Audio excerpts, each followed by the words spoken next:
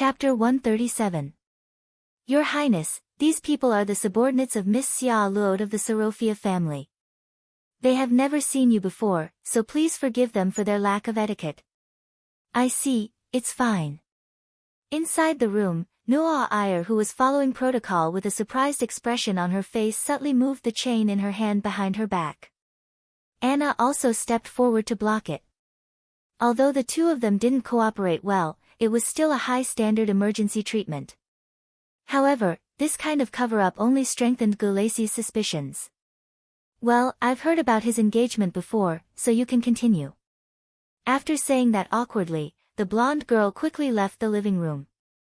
Gulacy stared blankly at the princess who was wearing the chain in her hand as she walked towards Luoya's bedroom. In her heart, her evaluation of Luoya had already dropped to the bottom. This is one of the skills of the Saint's Dagger.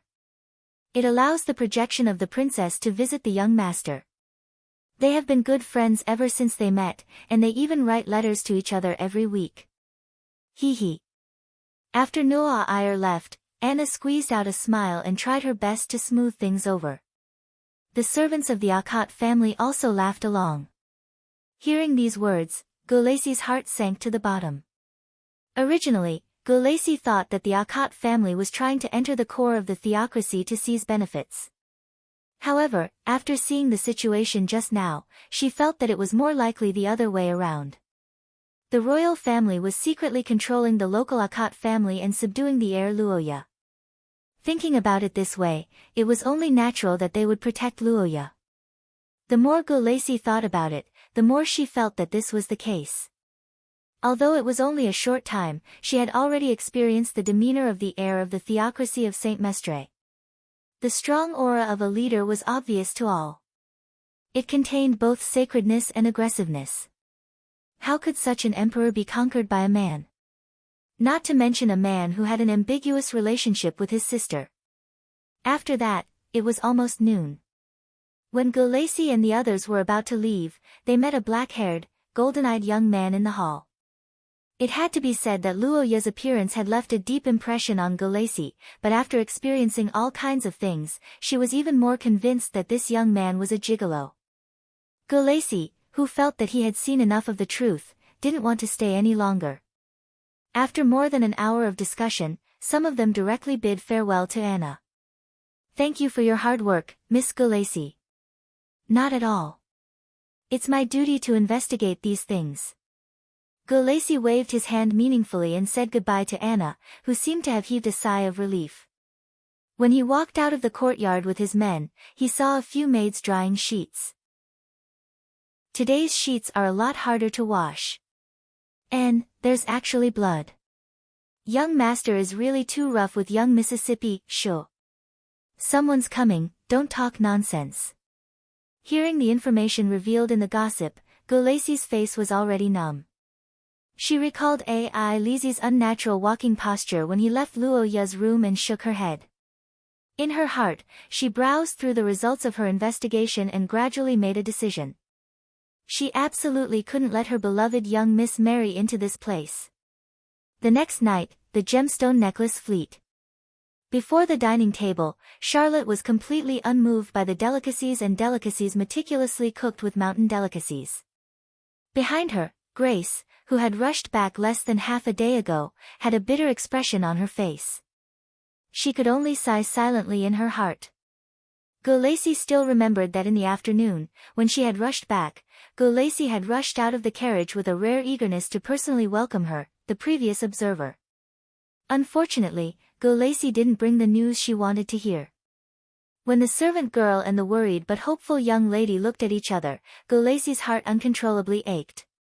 She knew that this was Xia Luo's attempt to start a family. It was a risk she took with great courage, but unfortunately, things didn't go as she wished. After keeping silent for a long time, Gulacy had no choice but to tell Xia Luo everything she had seen and heard. Luoya's appearance, Ai Lizi's relationship with Nuo Ayer, and the situation of the Akot family. In front of Xia Luo poured out everything in detail. And the result of that was the current situation. Xia Luo lowered her head in silence for a long time. The atmosphere in the room was so heavy that it was hard to breathe. The servant girls looked uneasy. Lacey's stomach, which was at the 3rd level of source grade, couldn't take the pressure anymore. She had never seen Xia Luo like this before. Whether it was when she was a stubborn young girl, or when she grew up to be a genius, she had never shown such a strong sense of frustration. Even when she was in the fringe, she only suffered from insomnia, but this was the first time she couldn't even eat. "Milady, Lacey didn't know how to continue her sentence. Xia Luo didn't answer and only shook her head silently. Sometimes, occasionally, Xia Luo felt that she was a person who had been abandoned by fate. Glory, splendor, wealth, and fortune. These were the impressions the outside world had of Xia Luo and Xia Luo. However, for Xia Luo herself, her subjective feelings were completely different. Her father who never had time to eat dinner with her, her mother who never showed up, her dining table, her broken family, and her lonely childhood. Those were the components of Xia Luo's childhood. Of course, as a member of Soro's clan, Xia Luo had never lacked in material things. When she was young, she often used this to comfort herself, and the people around her would often tell her that she was blessed.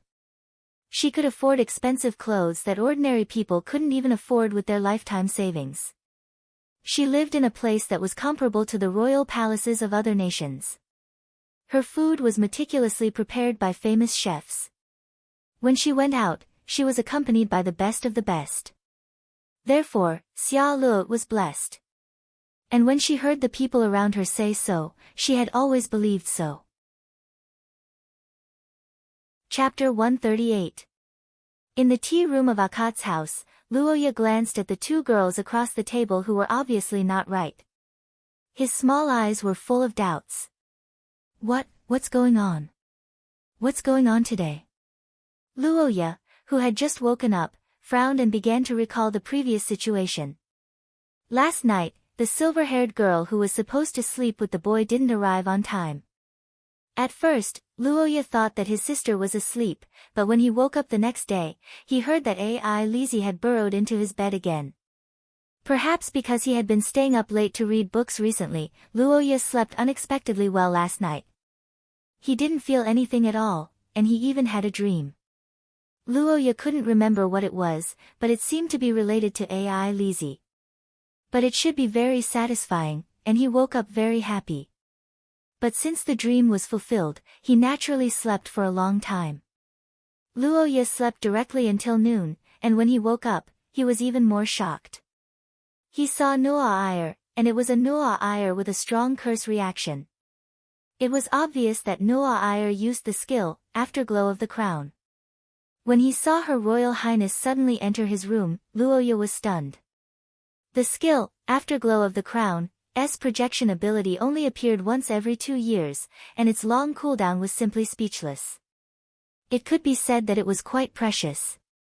Nu'a-Ayar used this ability to see Luoya. It must be something big. Thinking of this, Luoya naturally thought of his father. Nu'a-Ayar had been active in the eastern region recently, and this time he suddenly used a big skill to flash back home. Could it be, Nu'a-Ayar, why are you here? Is there something wrong with my father? Hey. No, Uncle Kadia is fine, I just, suddenly wanted to see you. In the face of Luoya's panic, Nu'a-Ayar hurriedly comforted him. After a round of explanation, the young man was finally relieved, but then he felt strange again. As the saying goes, one never visits a temple without a cause. Did Nu'a-Ayar really spend so much effort just to see him? Luoya felt that something was amiss. If it was before, Luoya could still understand. But after the birthday party, the 2 of them had only been separated for a month. Even if they missed each other, they wouldn't be in such a hurry. Moreover, Nu'a-Ayar's attitude was also problematic. It was rare for the blonde girl to be a little dispirited, or perhaps it was better to say that she had something on her mind. It was unknown what she was thinking about. Her expression was a little complicated, and there were a few times when she wanted to say something but stopped herself. Please, do you have to be so scary? What was going on? Luoya was very puzzled by the Nu'a-Ayar's guilty attitude. He carefully thought about it, but it seemed that the Noah Iyer didn't do anything to him. He had no choice but to beat around the bush. Noah Iyer, do you have something you want me to do? I'm actually quite free recently. No. Oh right, I took some time recently to learn about the art of tea. I'll make you a cup of tea later. Oh, okay. Luoya looked at the girl who suddenly wanted to make him tea and answered vaguely. After thinking for a long time, he still couldn't figure out why the princess was so attentive. However, what he didn't expect was that it wasn't only Noah Iyer who was acting like this, even AI Lizzie was the same. Big brother, I personally made some snacks today, please try it. AI Lizzie was as cute as usual, but when the girl smiled and fed Luoya the snacks, the youth clearly felt something strange. It was a complicated feeling that was different from the happiness, and satisfaction of the past. AI Lizzie had lived with Luoya for 3 years, and the girl was conceited enough to know everything about Luoya's life. She was able to catch every minute change in her brother's emotions, and could even induce him to a certain extent. It could be said that she was the ultimate form of a brother complex. But on the other hand, Luoya also understood this silver-haired girl. AI Lizzie must have done something wrong, or done something wrong on purpose. With a preliminary judgment, Luoya blinked and didn't think too much about it. After all, if AI Lizzie made a mistake, how could it be called a mistake? My sister is always right, even if she's wrong, she's always right. Luoya forcefully cleared AI Lizzie's name, but he quickly realized that something was wrong. Not only AI Lizzie and Noah Iyer, but everyone in the family seemed to treat him well overnight. The maids smiled at him, the housekeeper was more friendly than usual, and his personal maid, Anna, took care of him even more today. It was as if Luoya had transmigrated into the main character of a novel overnight, becoming the center of the world, and everyone revolved around him. If AI Lizzie decided to treat Luoya better because she did something wrong, then what about everyone else? Could everyone have done something wrong? It was obvious that it was impossible. Could it be that they finally know how good I am? After eliminating all the correct answers, Luoya came to this conclusion, then nodded in agreement, but he quickly discovered a second problem, and that was Noah Iyer and AI Lizzie weren't fighting anymore. At the tea table, Luoya lifted his teacup and took a sip, his gaze reverberating between the two girls who were drinking tea and thinking about something. What kind of trouble was this? Usually, if AI Lizzie and Noah Iyer didn't fight when they met, they would at least have a war of words, and would often ask Luoya to side with them, but today? From the moment they met until now, there hadn't been any conflict between them. This was no longer a case of the sun rising from the west. If it wasn't for the sunlight shining into the room, Luoya would have gone out to see if the sun was still there. Chapter 139. Xia Luot, Sorophia. Luoya, caught. The next morning, outside the gate of the Marquis residence, Luoya, who had been waiting for a long time, stood opposite the red-haired girl and said their names. The black-haired boy looked at the girl in front of him and fell into a daze. So beautiful. Luoya couldn't help but think as he looked at the girl who politely lifted her skirt and saluted. As a person who was intimate with AI Lizzie every day, Luoya originally thought that he had enough resistance to female beauty, but when he saw his fiancée today, Luoya found that he was still too naive. If AI Lizzie's beauty was a creative work of art that could shock people to the core, then Xia Luot's beauty was a delicate work of art. At first glance, it wasn't that stunning, but the more one looked at it, the more one would be immersed in it. The perfect proportions, the godlike facial features, the slender body and elegant hair, the noble aura that could only be understood but not described, all of these were conveyed to Luoya. Paper person, no. Real person, very good. In terms of interests, the focus of the two could be said to be very clear. Luoya was studying, Xia Luot was making money, Luoya's side career was military command and territory management, Xia Luot's was fashion design and musical arts. Without a doubt, the two's interests were a bit biased and didn't have many points of contact, so after a few words, they chose to quickly change the topic and began to talk about their daily lives. Oh. Miss Xia Luot has already been involved in Sophia's decision-making for 4 years. That's really admirable. I've only been the acting lord for less than 3 years. You flatter me, Mr. Luoya's wise name, I have also heard of it in Rose. I am ashamed of my inferiority to carry the banner of the territory alone in the absence of relatives. Ha, Miss Xia Luot, you flatter me. Besides, it's not like I don't have any relatives. Actually, I have a younger sister that my father adopted. Her name is Ai Lizi. At this point, Luoya, who was obsessed with his younger sister, couldn't stop bragging about his little cutie. His proud look was comparable to that of a father in his 40s. The reddish-brown-haired girl's face stiffened when she heard Ai Lizi's name. She recalled Golacey's report and couldn't help but feel a sense of disgust. However, as Luoya continued to brag, Xia Luot's expressionless face gradually revealed some doubts. Something's not right. Although Xia Luot and Ai Lizi had never met before, would a normal person talk about his adopted sister in front of his fiancée? Moreover, his attitude was completely that of a parent showing off his child. Thinking of this, Xia Luot's heart skipped a beat. She recalled Luoya's many actions after meeting him. She realized that putting aside her prejudices, this boy still had a high score in her heart. He was even better than Xia Luot's best expectations. Could it be a misunderstanding? Xia Luot's eyes gradually lit up as she thought of this. Her heartbeat sped up a lot. However, what she didn't know was that her actions caused Anna, who was behind Luoya, to secretly frown. As expected, those little tricks have limited effects. Anna sighed in her heart. She had to admit that her young master had the charm to dispel rumors. Unfortunately, this wasn't enough. The servant girl put her hands behind her back and gestured towards the door. Not long after, a servant came in and reported that lunch was ready. Luoya and Xia Luot stood up and said their goodbyes. They returned to their respective rooms and made some preparations for the meal. Luoya, who was temporarily released, heaved a sigh of relief. He had to admit that making a good impression was tiring work. The servant girls took advantage of this opportunity to rush over with a bunch of cosmetics to touch up Luoya's makeup. At the same time, they helped him change into a more convenient outfit. By the way, where's Ai Lizi?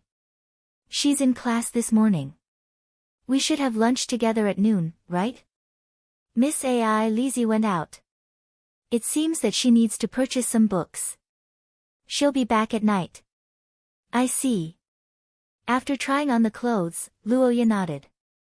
He felt that it wasn't bad that Ai Lizi wasn't around. In his previous conversation with Xia Luot, Luoya could feel the girl's resistance towards him. Luoya wasn't surprised by this. After all, 100-year engagement was too ridiculous. Xia Luot couldn't say anything, so Luoya would take the initiative to release her and harvest some good impression points at the same time. After thinking through the process, Luoya set off. However, he didn't know that the two girls who were afraid of losing him didn't understand his painstaking efforts and had already added food for him. Oh, right. There's also this letter. Thinking of the strange ancient letter in the book, Luoya put the letter in his chest pocket. He decided to ask Xia Luot if this letter had anything to do with the Sophia family. It could also be considered as a topic of conversation.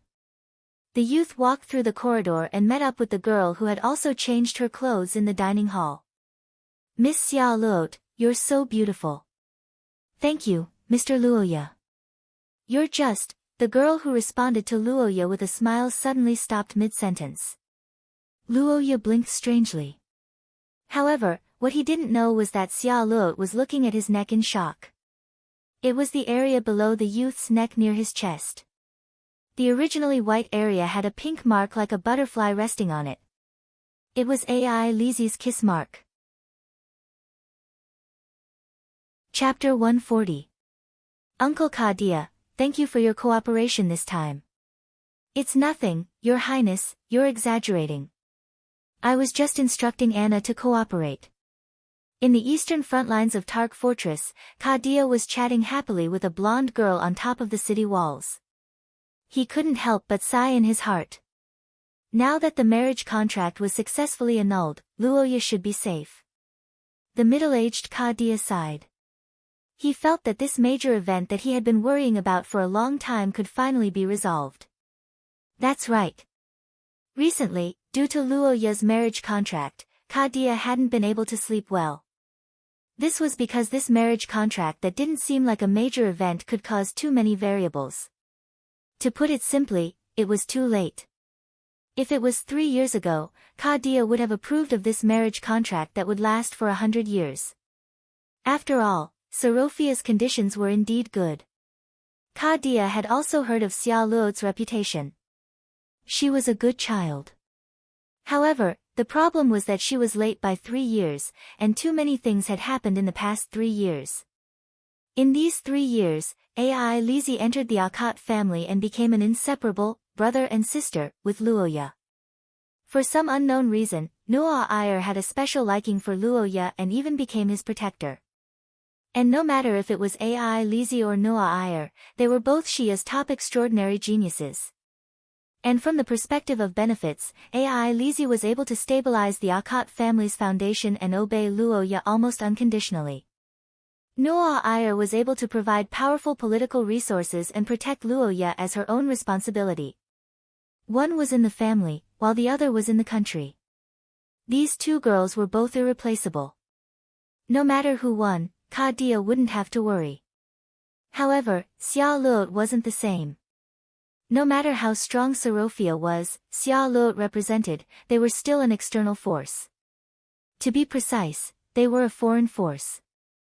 They had the motive to take over the Akat family. Even if they didn't take over, the only benefits they could provide were financial resources. But the problem was, did the Akat family lack money? He felt that Luoya was lacking in terms of development, but the ancestral Akat overlord Kadia had a different set of logic. Lack of money? Would it be enough to fund the military?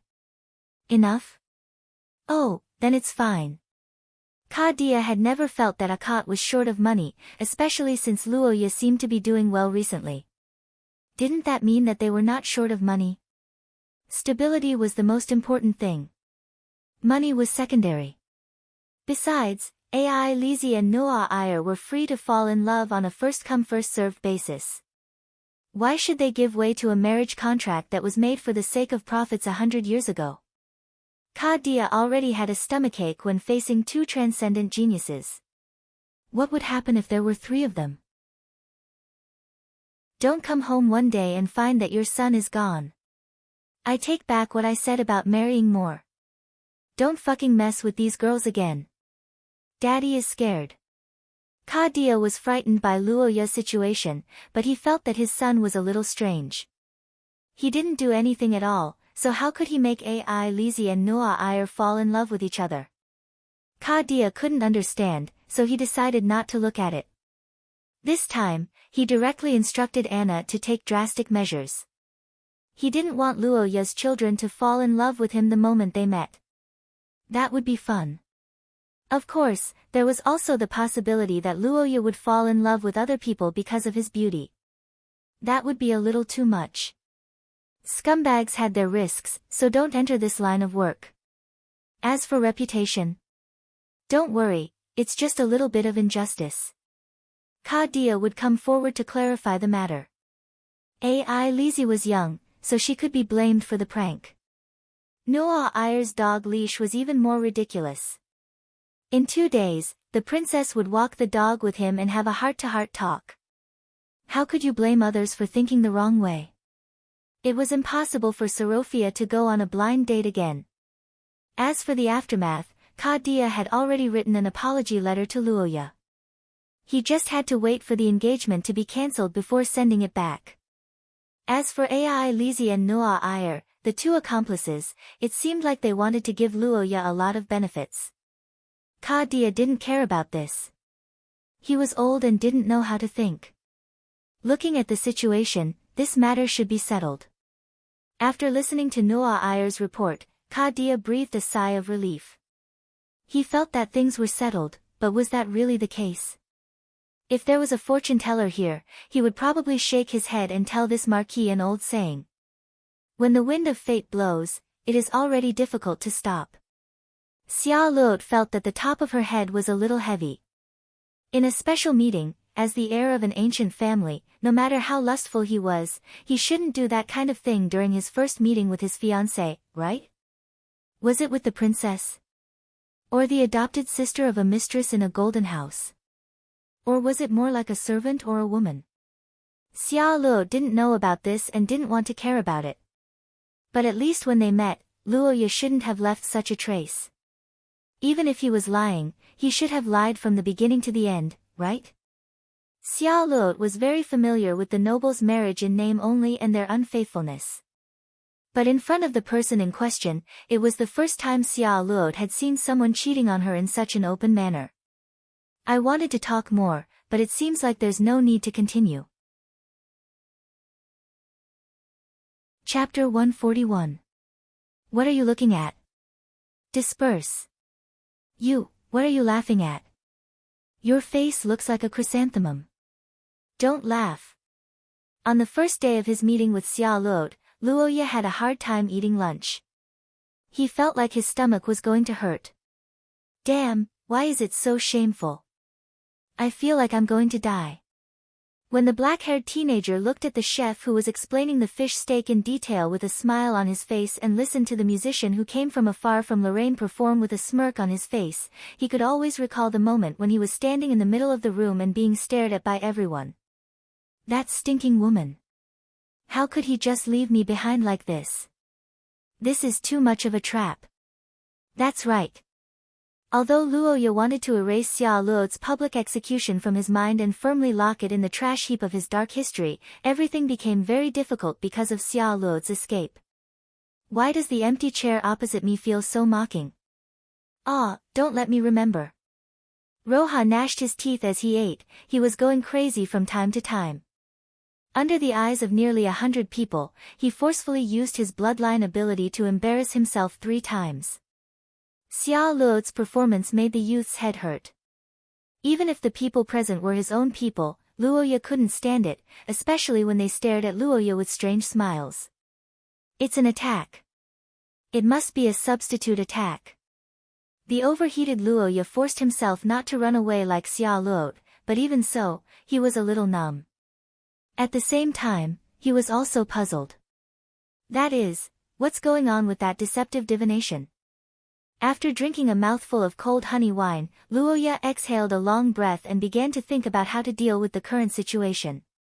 Normally, in the original work, the marriage contract between Luoya and Xia Luo should have been maintained, and it was very likely that Luoya unilaterally didn't agree to break off the engagement.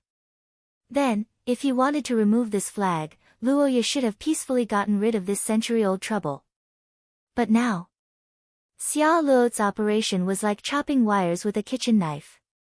The sparks and lightning along the way proved the beautiful future of the two's marriage.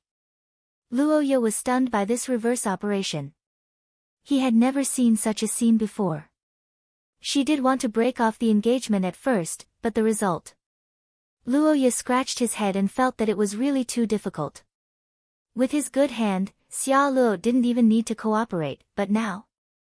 Roha only had 1 card left in his hand, Charlotte threw 3 bombs, then the 2 of them held their cards and waited for death. No one is allowed to speak of what happened today. That's an accident, understand? After lunch, Luoya urgently gathered everyone present and repeatedly emphasized that it was an accident with the spell and that the result was wrong, but it was obvious that this warning had limited effect. On the other side, Xia Luo, who had escaped back to her room, was still feeling depressed. Miss, come out. We didn't laugh at you. In the room, Go Lacey looked at the girl who had wrapped herself in the quilt and sighed helplessly. She didn't expect that Xia Luo would end up like this after using the Arbiter of Fate. Using the Arbiter of Fate, bloodline to perform a fate divination would consume Xia Luo's spell power, and now the girl was unwilling to eat because of embarrassment. If this went on, even if Miss couldn't get out of bed tomorrow morning, she would at least feel dizzy. Gulacy thought of a way to comfort Xia Luot, but before she could say anything, the girl spoke first. Gulacy, what do you think of the result of my divination? The girl's trembling voice came out from under the quilt. The servant girl pondered for a moment and said from a professional point of view. It has a certain reference value, but there's no guarantee of the result. In the end, miss, what you're doing is just a rough divination with no cost and no clear goal. This kind of divination has low credibility and the success rate isn't high, and there are many loopholes. For example, the influence of the weather, the influence of the diviner's bloodline and source substance. As for specific problems, even if the divination result is correct, there are many loopholes. It had to be said that Xia Luot's questions in a hurry were mostly vague. The result of the divination was that both parties would be happy, but what was the specific definition of happiness? The divination said that two people would love each other, but how long would they love each other? Some couples felt that as long as they didn't interfere with each other like outsiders, they would be happy. Some loved each other for only a few days and then abandoned each other. These two possibilities were common among the nobles. From this, it could be concluded that Xia Luot's divination was actually meaningless. Is that so? Chapter 142. Burning, the bloodline was burning. This was what Xia Luot Sarofia and Luoya Akat felt at this moment. It was a feeling of surprise as if something in their bodies had been awakened, as if the ancient bloodline had its own consciousness. At this moment, the hands of the young man and the young girl were connected through the ancient letter, and the curse power of the two miraculously merged together. What happened next was an explosion. It was not an explosion in the physical sense, but an explosion of the consciousness of the curse power. Intense light was emitted from the two of them, and in the white light, the two of them closed their eyes reflexively. However, what greeted them was not darkness, but an unimaginable scene. It was a scene of dozens of fleets sailing on the vast sea. Gold, silver, and gems, the art-like bow of the ships and the floating golden roses. In the midst of the sunlight and flying birds, the brown-haired beauty who was looking into the distance suddenly turned around. Her majestic gaze with a hint of playfulness seemed to have crossed the boundary of time and space and intersected with the two of them. The short illusion only lasted for a second, and the unbelievable scene came and went with the light. Blood-red light flowed on Luoya's body, and the skeleton formed by the curse power of the Gulandair appeared. Its glowing eyes stared at the letter in Luoya's hand. On the other side, the brown-haired girl lowered her head in disbelief, and looked at Gu Xian and softly said a word. Golden Fleet. Miss. After the light flashed, the door of the room was slammed open. Gulacy rushed in with the guards from both sides. For a moment, the scene was chaotic. The guards drew their swords and looked for possible enemies, but more people focused their attention on the letter. Eldest Miss, please let go of me. Young master. Grace and Anna's worried voice came from behind. Luoya hesitated for a moment and gently let go. The situation just now should be related to his bloodline. Xia Luot carefully took the letter from the young man's hand. The brown-haired girl caressed the yellowed paper and looked at the golden fire paint in silence, as if recalling the ancient legend. After a long time, the girl opened her red lips. I'm not going back. What? I've changed my mind, Mr. Luoya. Let's maintain our engagement. In front of the dumbfounded Luoya, Xia Luot said calmly. The Golden Fleet was an organization that Luoya had never heard of in history. Looking at the name, Luoya guessed that it was probably a fleet. Alright, I really don't know about this. There's nothing in the historical records of the National Library either. Luoya, the historian, spread out his hands, indicating that he had touched upon a blind spot in his knowledge. Xia Luot was not surprised by this. In fact, let alone a lord of Luoya's age, even the white-bearded old scholar of the country of scholars might not know about the legend of the Golden Fleet. That's right, the story of the Golden Fleet was not history. it had already reached the realm of legends. The reason was that there were no relevant documents passed down. According to Xia Luot, it was a story passed down by the highland elves of the Sorophia tribe. The time of the story was roughly estimated to be around 200 to 300 of the Third Era, which was about 700 to 800 years ago. There were different opinions on the location, but the mainstream view was that the current Rose Commercial Union was further south, in the territory of the Mandel Kingdom. Of course, this nuisance of a kingdom's history was only 200 years old, so it definitely had nothing to do with the Golden Fleet. However, there were some ancient legends circulating in the local area. For example, the Mandel Kingdom was once the site of a great kingdom.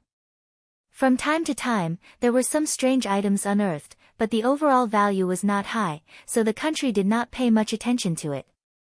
Unlike the local rumors that were so rough that only a few sentences were left, the legend of the Sorophia tribe was more complete. Just like the records of the Third Era in history, the ancient Austenite Empire had gone through a long journey of migration, and after a few changes of rulers, their organizational strength and discipline had collapsed. When humans arrived at the paradise in the west, they immediately split up. Other than a group of diehard loyalists of the Austen Empire, each leader led their own supporters to explore the new world. One of them was a tribe with Highland Elven blood. This tribe was different from the other splinter groups. Strictly speaking, they were not a peasant rebellion, but a technical team. This group of people was a research ship, or rather, many of them were part of the ancient Austen Empire's navy. In the Second Era, the vast ancient Austen Empire had a period of great adventure. People dreamed of exploring the world, excavating ancient ruins, and becoming rich overnight. Groups of adventurers advanced to the end of the horizon and the vast land. It was a bit like the era of the great geographical discovery in Luo Ye's previous life. In this era, the navy of the ancient Austenian Empire was very praiseworthy. According to historical records, they once fought a war with the scaled race and the sea monsters that invaded the land. They won the war and drove them out of the coastal waters, making great contributions to the expansion of human activities.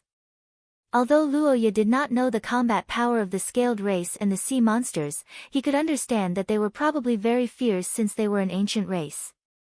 The Imperial Navy could press their heads and beat them up, so their overall strength should be quite impressive. Chapter 143. Luo Ye had a bad premonition. Across the table, the brown-haired girl's gaze reminded Luo Ye of a lot of things. If he had to describe it, it was like a beast on the verge of starvation seeing food, or a gambler at the end of the road seeing money. In short, something was wrong, and it made his hair stand on end. Wait, Miss Xia Luot, I think you should calm down first. Luo Ye, who sensed something wrong, waved his hand. Years of playing games with Nuo Ayer had given him a premonition of danger. He thought for a moment and said, "Let me make one thing clear. This time, we are meeting for the engagement. The incident with the Golden Fleet was just an accident, an interlude, and this kind of thing only has a small probability of happening, so that's how it is. In other words, it requires a lot of contact and trial and error." "That's not what I meant. After all, I have no obligation to help you in this matter, right?" Luo Ye was speechless. He didn't expect that the brown-haired girl would laugh mischievously as soon as he said that. Then, her expression suddenly changed, and she reached out to wipe her eyes. "Mr. Luo Ye, I didn't expect you to say something so outrageous. You clearly let me use the arbiter of fate to prove our love in front of so many people, but now you don't even care about my request." Wait, don't talk nonsense." The old actor Luo Ye was stunned by Xia Luot's tearful appearance. He never expected that half an hour ago, he had just played the role of a fierce fiancé defending his family's honor, and half an hour later, Xia Luot played the role of a weak fiancé being bullied by a shameless scumbag. "Mr. Luo Ye, have you forgotten the friendship between our ancestors when they joined hands to fight against the enemy? Lust, greed, these are all human nature. For the honor of our ancestors, I'm willing to use my body and wealth to satisfy you, but in contrast, you won't refuse this one and only request, right?" You. Luoya pointed his finger at the girl who was wiping her tears. He was speechless for a long time. He had never thought that this usually ice-cold young miss would have such a black-bellied side. Her fake crying was more real than her real crying. I'm warning you, enough is enough. You know the situation of our engagement. Half an hour ago, you wanted to buy it with money. I deeply regret that matter, but I realize that I'm not the only one who wants to break off the engagement. The beautiful eldest miss lowered her hand that was covering her eyes. With a smile that was not a smile, she glanced at the stiff-faced Luoya. The market environment depends on the relationship between supply and demand. I seem to have misjudged the situation before and almost lost 500,000 gold coins for nothing. But that won't happen now. Mr. Luoya, what's your impression of me? Xia Luo narrowed her eyes and glanced at the young man opposite her. Her charm made Luoya's heart skip a beat, but he didn't miss the girl's slightly curved lips. TSK, this girl. My impression of you? Hee, sure, Miss Xia Luo wants to hear the truth. Of course. Then I'll be frank, Miss Xia Luo. Although your appearance is impeccable, I think that the most important thing is your inner beauty, especially your personality. It's not cute to like to laugh at others. Oh. That's really surprising. I didn't think that there would be a time when I have the same opinion as Mr. Luoya. Facing the black-haired young man's obvious ridicule, Xia Luo smiled and touched her cheeks. She neatly retorted, Mr. Luoya, your appearance may be able to charm many girls, but unfortunately, you're not my type. Speaking of personality, I think that extorting your fiancé for the first time is worse, right? TSK, this girl is really difficult to deal with. Luoya looked at Xia Luo opposite him and found that the information from his previous life was no longer useful. Xia Luo's personality would constantly change according to the different people she treated. At the beginning, when they were strangers, she was cold and polite, but now, she was two-faced and mischievous. He had never seen her before, so he didn't know how to deal with her. Although this Xia Luo gave Luoya a deeper impression, and her flexible and intelligent charm was much greater than when she was cold, Luoya was now facing her. When Xia Luo revealed her hidden poisonous tongue, Luoya's situation was very bad. So it's like this, Miss Xia Luo. It seems that our evaluation of each other is about the same. Yes, I actually have something in common with you. To be honest, I'm a little ashamed. Chapter 144. Holding hands, this was a word with many meanings. In the most basic physical sense, it meant that two people's palms were touching. Later on, many meanings were derived from it. Some implied the establishment of a romantic relationship, some implied the alliance of two major powers, and some implied the ambiguity between an unmarried couple. Unfortunately, Luoya and Xia Luo were exceptions. I say, move a little. How do I move? This position. Then use more strength. Under Xia Luo's urging, Luoya finally changed her strength slightly. It changed from pure skin contact to a real couple's hand-holding. Isn't this still ineffective? I already said that the possibility of it being like before is very low. As long as it's possible, we should try. At least it's better than looking for clues aimlessly. Holding Xia Luo's cold and soft hand, Luoya's expression didn't change, but she couldn't help but feel a little restless inside.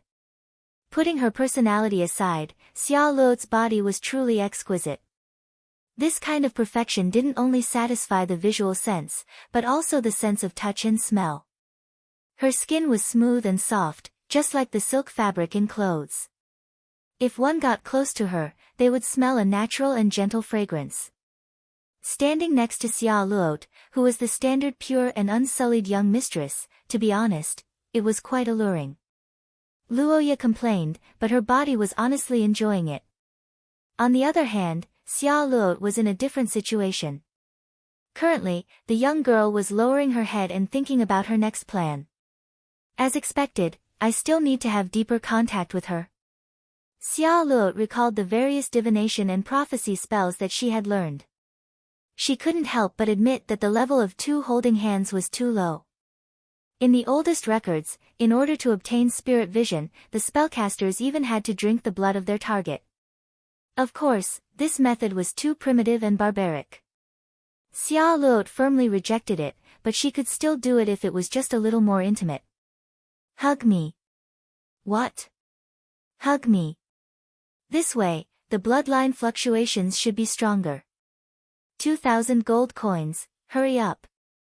This, comparing 2,000 gold coins to her own moral integrity, it seemed, 2,000 gold coins were more important. Luoya, who sold his moral integrity by weight, looked at the young girl who acted like she was doing business. He gritted his teeth and hugged her. Luoya wasn't a freeloader, so this time, Xia Luo let out a short scream and fell into the man's arms. Luoya. Can you not be so rough? Didn't you say to use force? Her body was pressed tightly against the man's shoulder. For the first time since the beginning of the experiment, Charlotte's expression changed. She took 2 deep breaths and tried to suppress her racing heartbeat. And I didn't say it was a surprise attack. Okay. You're the boss. Whatever you say is right. Luoya, who took the money, loosened his grip and let Xia Luo snuggle in his arms. Luoya, who felt the increased temptation, turned his head and avoided the young girl's jade-like eyes. Xia Luo also suppressed her breathing and heartbeat. She tried not to look at Luoya's face, which was so close to her. Instead, she looked at her neck. However, the young girl didn't expect that her shyness would lead to an unexpected discovery. Xia Luo stared at Luoya's white neck. She was a little puzzled. She remembered that there was a hickey here at noon. Why did it disappear now? Hickeys were actually bleeding under the skin caused by too much suction. Normally, it would take about a week for an ordinary person to recover if they didn't treat it. However, for extraordinaires with strong recovery abilities, it would be gone in about 2 days if they left it alone. It would be even faster for those with a physical body, about a day. However, Luoya, or rather, the Akot family, was obviously not in this situation. It had only been a few hours since noon, so how did the hickey disappear? Have you treated the neck? Chapter 145. A week later, in the study of the Akot family, Roha looked at the small clock and calculated the time in his heart. It was early in the morning, and the maids who had woken up early were busy. The kitchen staff went out to purchase items and would prepare breakfast in a short while. Luoya leaned on the large chair in the study and scanned the books in front of him. He felt like he had taken the college entrance exam in his previous life. Doing the questions until he understood what to do just by looking at the beginning and a few keywords. That was Luoya's youth in his previous life, and recently, Luoya was like a grandfather returning to his youth. A lot of things happened in this week, the most important of which was the buyout by the capitalist dog Miss Xia Luo. That's right, Xia Luo wanted to buy AI Lizzie for a month for 100,000 gold coins, but this plan was rejected by Luoya. In his words, this was AI Lizzie's home, and it was up to AI Lizzie to decide whether she wanted to live here or not. Ever since that night when Luoya was forced by Xia Luo to act out a fiancé and fiancé scene of love at first sight, AI Lizzie was completely flustered. When she heard that the original plan had led to Xia Luo throwing the coin of destiny 3 times in a row, AI Lizzie couldn't take it anymore. However, that wasn't the end of it. Afterwards, the two of them even used the letter she found to stimulate the bloodline connection, and the aftermath caused a sensation in the entire mansion. When AI Lizzie heard this, she regretted her actions and hugged her pillow in grievance and began to cry. After knowing each other for 3 years, this was the first time AI Lizzie missed her nemesis, Noah Iyer. Now that Xia Luo had the identity of fiancé, the results of 3 divination, and the bloodline connection, it could be said that she had the upper hand. AI Lizzie was alone and couldn't hold on much longer. Unfortunately, Noah Iyer was cut off at the eastern front line due to communication problems. AI Lizzie couldn't become a friend even if she wanted to. She could only rely on Luo Ya's pampering and stick to her elder brother as much as possible. Elder brother won't marry that woman? He really won't. You're not lying to AI Lizzie, right? I'm really not lying to you. We're currently looking for clues about the Golden Fleet mentioned in the letter. Our current relationship is just a disguise. Luo Ya helplessly explained to AI Lizzie. As a large family, the Sorofia family's strength would definitely increase greatly once they found the curse system and the method of the promotion ceremony. Faced with such a situation, the Austin Empire would definitely do everything possible to suppress them. Therefore, Luo Ya and Xia Luo's investigation was currently under the cover of a marriage contract. Of course, everything was for the sake of caution. In fact, the combination of Luo Ya and Xia Luo couldn't compare to the reputation of the experts and scholars who investigated this matter in the past, so even if it was announced, it might not be taken seriously. However, it was always better to be safe than sorry. Under Luo Ya's persuasion, AI Lizzie understood the importance of this matter. After receiving Luo Ya's guarantee, she suddenly expressed her desire to go to the holy capital. One of the reasons AI Lizzie made this choice was naturally because of the deal Luo Ya mentioned. The other reason was that AI Lizzie discovered that as long as she was around, Xia Luo would take the initiative to get intimate with Luo Ya. On the contrary, the two of them were more normal when she wasn't around. Without a doubt, this was the revenge of Xia Luo who saw through AI Lizzie's intentions. However, the silver-haired girl, as an adopted sister, couldn't do anything in the face of Xia Luo's righteous fiancé. She could only helplessly avoid the battle and yearn to go to the holy capital to find Noah Iyer to discuss this matter in detail. Big brother, you must protect yourself well. Don't fall in love and wait for me to come back. Thinking back to how AI Lizzie rubbed against his chest and said these words while crying, Luo Ya didn't know whether to laugh or cry. He and Xia Luo only had a deal and didn't see eye to eye. How could there be any feelings between them? Sigh, children these days are so young and their minds are filled with love and affection. How impractical. Gold coins, isn't it good? Thinking up to this point, Luo Ya shook his head. He was abnormally satisfied with his life of earning thousands of gold coins every day. However, it had to be said that Luo Ya was still a responsible person. Since he took the money, he had to do it, let alone this much money. Starting from the second day after AI Lizzie left, Luo Ya and Xia Luo began a life similar to a summer camp. Since they slept early, Luo Ya would come to the study at 5:00 every day to look for clues. As a girl, Xia Luo would come later, around 6 o'clock. It had to be said that after spending a week together and having a common goal, the two of them already had a certain degree of tacit understanding. There was quite an atmosphere of office colleagues. The black-haired boy looked at the time and entered the tea room.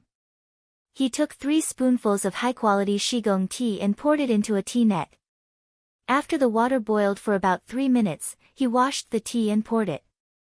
Then, he took out Luo Ya's unique mysterious formula. Hypnosis Spell Resistance Potion Type 3, the third version of the main potion used by Cassie of the Kingdom of Sleep to resist the Dream Demon. Only 1 drop is needed to wake up the mind and bid farewell to sleep. Chase after these damned monsters and fight. However, for your safety, don't drink too much at once. Price, 300 gold coins, not bad. This was the good stuff that Luo Ya found in the system store. 300 gold coins wasn't very expensive. The amount was about the size of a small test tube, but it was very durable. Only 1 drop was enough to make people work efficiently for a day. The price was that they couldn't dream. Honestly, this price was almost the same as nothing. In terms of color and taste, Hypnosis Spell Resistance Potion Type 3 was a reddish-brown color similar to black tea. The taste was very light, almost non-existent. When Luo Ya first saw this item, he thought that it was like black tea concentrate, but after actually using it, he found that it was really refreshing. Moreover, after drinking it, no one would attack him or make him scream. Reading books every day was fine as a hobby, but when it became a rough scanning and browsing, even Luo Ya couldn't bear the burden of reading for a day. It had to be said that manual baidu wasn't something that anyone could do. After carefully pouring a small drop into the teacup, Luoya's black tea was completed. After that, he followed the same formula, but this time, he brewed a type of flower tea exclusive to Akot territory. This was naturally brewed for Xia Luot. As the producer of the top-grade Shigong black tea, Rose's own people drank it so much that they almost vomited. So when Golden Rose accidentally drank Akot territory's specialty flower tea a few days ago, she was very curious. Chapter 146. In Luoya's previous life, when he was studying in university, he often went to the library to study under the pressure of failing his subjects. At that time, he was hurt. The library's 3 ultimate methods of killing dogs, holding hands, leaning on shoulders, and whispering. As a single person, Luoya was caught off guard. In a trance, the dog's head fell to the ground and barked. But he never thought that one day, he would become a member of this group of people. Feeling the smooth and soft touch in his hand, Luoya couldn't help but sigh at the difficult working conditions. In order to prevent missing any useful information that might lead to the creation of spirit vision, Luoya and Xia Luot had been reading books hand in hand for the past few days. But it was a pity that there wasn't much progress so far. After several fruitless physical contact, Luoya and Xia Luot began to shift their attention and focused on investigating the letter.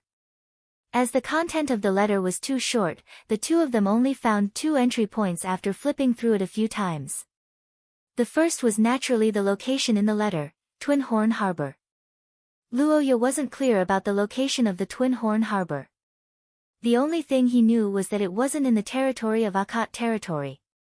After seeing the name of this place, he tried to search for it, but the map collected by the Akot family didn't have this name. In the beginning, Luoya thought that it was a problem with the map. In this era, maps weren't something that could be found on the streets like in his previous life. On the contrary, maps were extremely precious strategic items. In this era without high-tech observation methods, map drawing relied on manual labor. This was a highly technical, tiring, and dangerous job. After all, no overlord would be willing to let others know their geographical location and strategic points. If anyone secretly drew a map, they would be caught and tortured. This was because if someone came to your house to inspect the terrain, it basically meant that someone was thinking about you. Even royal geographers with formal authorization had a very difficult job in the various territories. Not to mention the various underhanded tactics of the lords, even if they did nothing, it would be considered good for ordinary people to finish mapping a piece of land in their lifetime just by going up and down mountains and down rivers. And in Xia, this danger would be magnified once again. That was because there were more than just ferocious beasts in the deep mountains and forests of this region. Many of the mutated animals could not even be stopped by high-level superhumans. Normal geographers would probably die the moment they encountered them. The above reasons eventually led to the shortage of Xia's maps, but don't think that this is the end. Getting the map was just the threshold, or the first step. There would be greater challenges waiting for you next, such as distinguishing whether the map was real or fabricated. The geographer's moral integrity was not so good. Just like some islands in the Atlantic Ocean in Luoya's previous life, in ancient times, the reason why they were drawn on the map was that the geographer missed his wife when he was drawing the map, so he drew an island for her. Some people simply wanted to be famous. They would fabricate a place and start bragging about it. Anyway, no one would be able to find it. Similar situations existed in Xia, which led to a very interesting phenomenon. That was, the feudal lords spent money to collect the maps, but when they looked at the names, they would find that they were all drawn in the same area. Then there was the traditional art of guessing. One of us is real. Guess which one is it? This kind of speechless situation was encountered almost every new territory. Fortunately, Akot territory had a history of thousands of years, so it was very clear what it looked like. However, it was a bit difficult to guess other places. Whether it was the century map of the theocracy or the internal strategic map of the Third War of the Mutated Species, the major regional maps did not indicate this port called Twin Horn Harbor. However, to Luo Ye's surprise, Xia Luo actually answered this question instantly. Ah, Twin Horn Harbor is the Cursed Bay. Don't you know? I don't know. Do these two names look like they have anything to do with each other? Luo Ye looked at the brown-haired girl speechlessly. After a long time of hard work, he found out that Twin Horn Harbor was a name unique to the locals of the Cursed Bay. Cursed Gulf, this name was much more famous than Twin Horn Port. At least a lot of people in Akkot City knew about it. The reason was simple. It was close to Cursed Gulf. It was an undeveloped area on the east side of Warren Mountain Range. Of course, the reason why it was undeveloped wasn't because Akkot and Rosetta were lazy, but because of the literal meaning of the name, which was the curse of Cursed Gulf. To put it bluntly, it was the low temperature. The curse of the Cursed Bay was actually the cold. According to records, the temperature in that area was extremely low for some reason. It was somewhat similar to the North Pole in Luo Ye's previous life. It seemed that there was indeed a port with a good terrain, but unfortunately, this port was an eternal frozen port. It was covered in snow all year round. This situation that obviously went against the climate of the nearby area naturally aroused people's curiosity. During the pioneering era, many adventurers rushed into that world of ice and snow, but they often disappeared. There were only a few people who could return. The word curse came from the mouths of the survivors. The adventurers were not stupid. It was impossible for there to be any civilization ruins in this bay, and the benefits they could obtain were very little. After a series of failures, no one was interested in this place anymore. Over time, this untouched bay became the Cursed Bay in people's mouths. This was Luo Ye's understanding of this remote place in front of his own home. And according to Xia Luo, that place became a difficult project for Sorofia in recent decades. Lo She was founded on commerce, and the port is especially important for commercial activities. The terrain there is a natural good port. Sorofia's ancestors once wanted to develop it as a distribution center for the central part of the continent, but they were unable to solve the problem of low temperature, especially in winter. The temperature there is even unbearable for horses. Xia Luo roughly explained the Sorofia family's resentment towards the Twin Horn Port. The two combined the current situation and looked at the letter, and naturally found a clue. According to the letter and the information obtained from the spirit vision, the golden ship led by the Queen arrived at the Twin Horn Port in mid-April. The fact that the ship could arrive meant that the Twin Horn Port could be passed through normally at that time. It was obviously different from the current situation of the Eternal Frozen Port. The purpose of this letter was to report the arrival date. The recipient was the Akkot family, and the Twin Horn Port was not far from Akkot territory. After a comprehensive analysis, Luo Ye and Xia Luo initially thought that there were two possibilities. The first was that the recipient, the Lord, would go to meet them and both sides would meet at the Twin Horn Port. The second was that the recipient, the Lord, would wait on the spot and meet the Queen in Akkot territory from April to May. The third was that the Queen did not arrive for some reason, and both sides cancelled the trip, and the letter became invalid. They abandoned the third possibility, which was possible but useless to the two of them. In theory, they should be able to find clues in the historical records. Chapter 147. Young Mistress, what do you think of young Master Luo Ye? Early in the morning, in Xia Luo's room, the servant girl was combing the girl's hair while asking this question.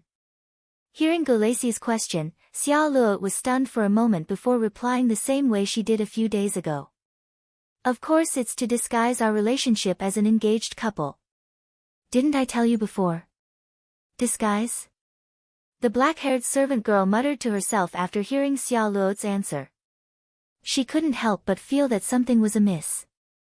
It had been more than a week since she came to the Akkot family. As Xia Luo's personal servant girl, Gulaci discovered a very serious problem. As time went by, the frequency of young mistress mentioning a certain person's name was getting higher and higher. Just like now.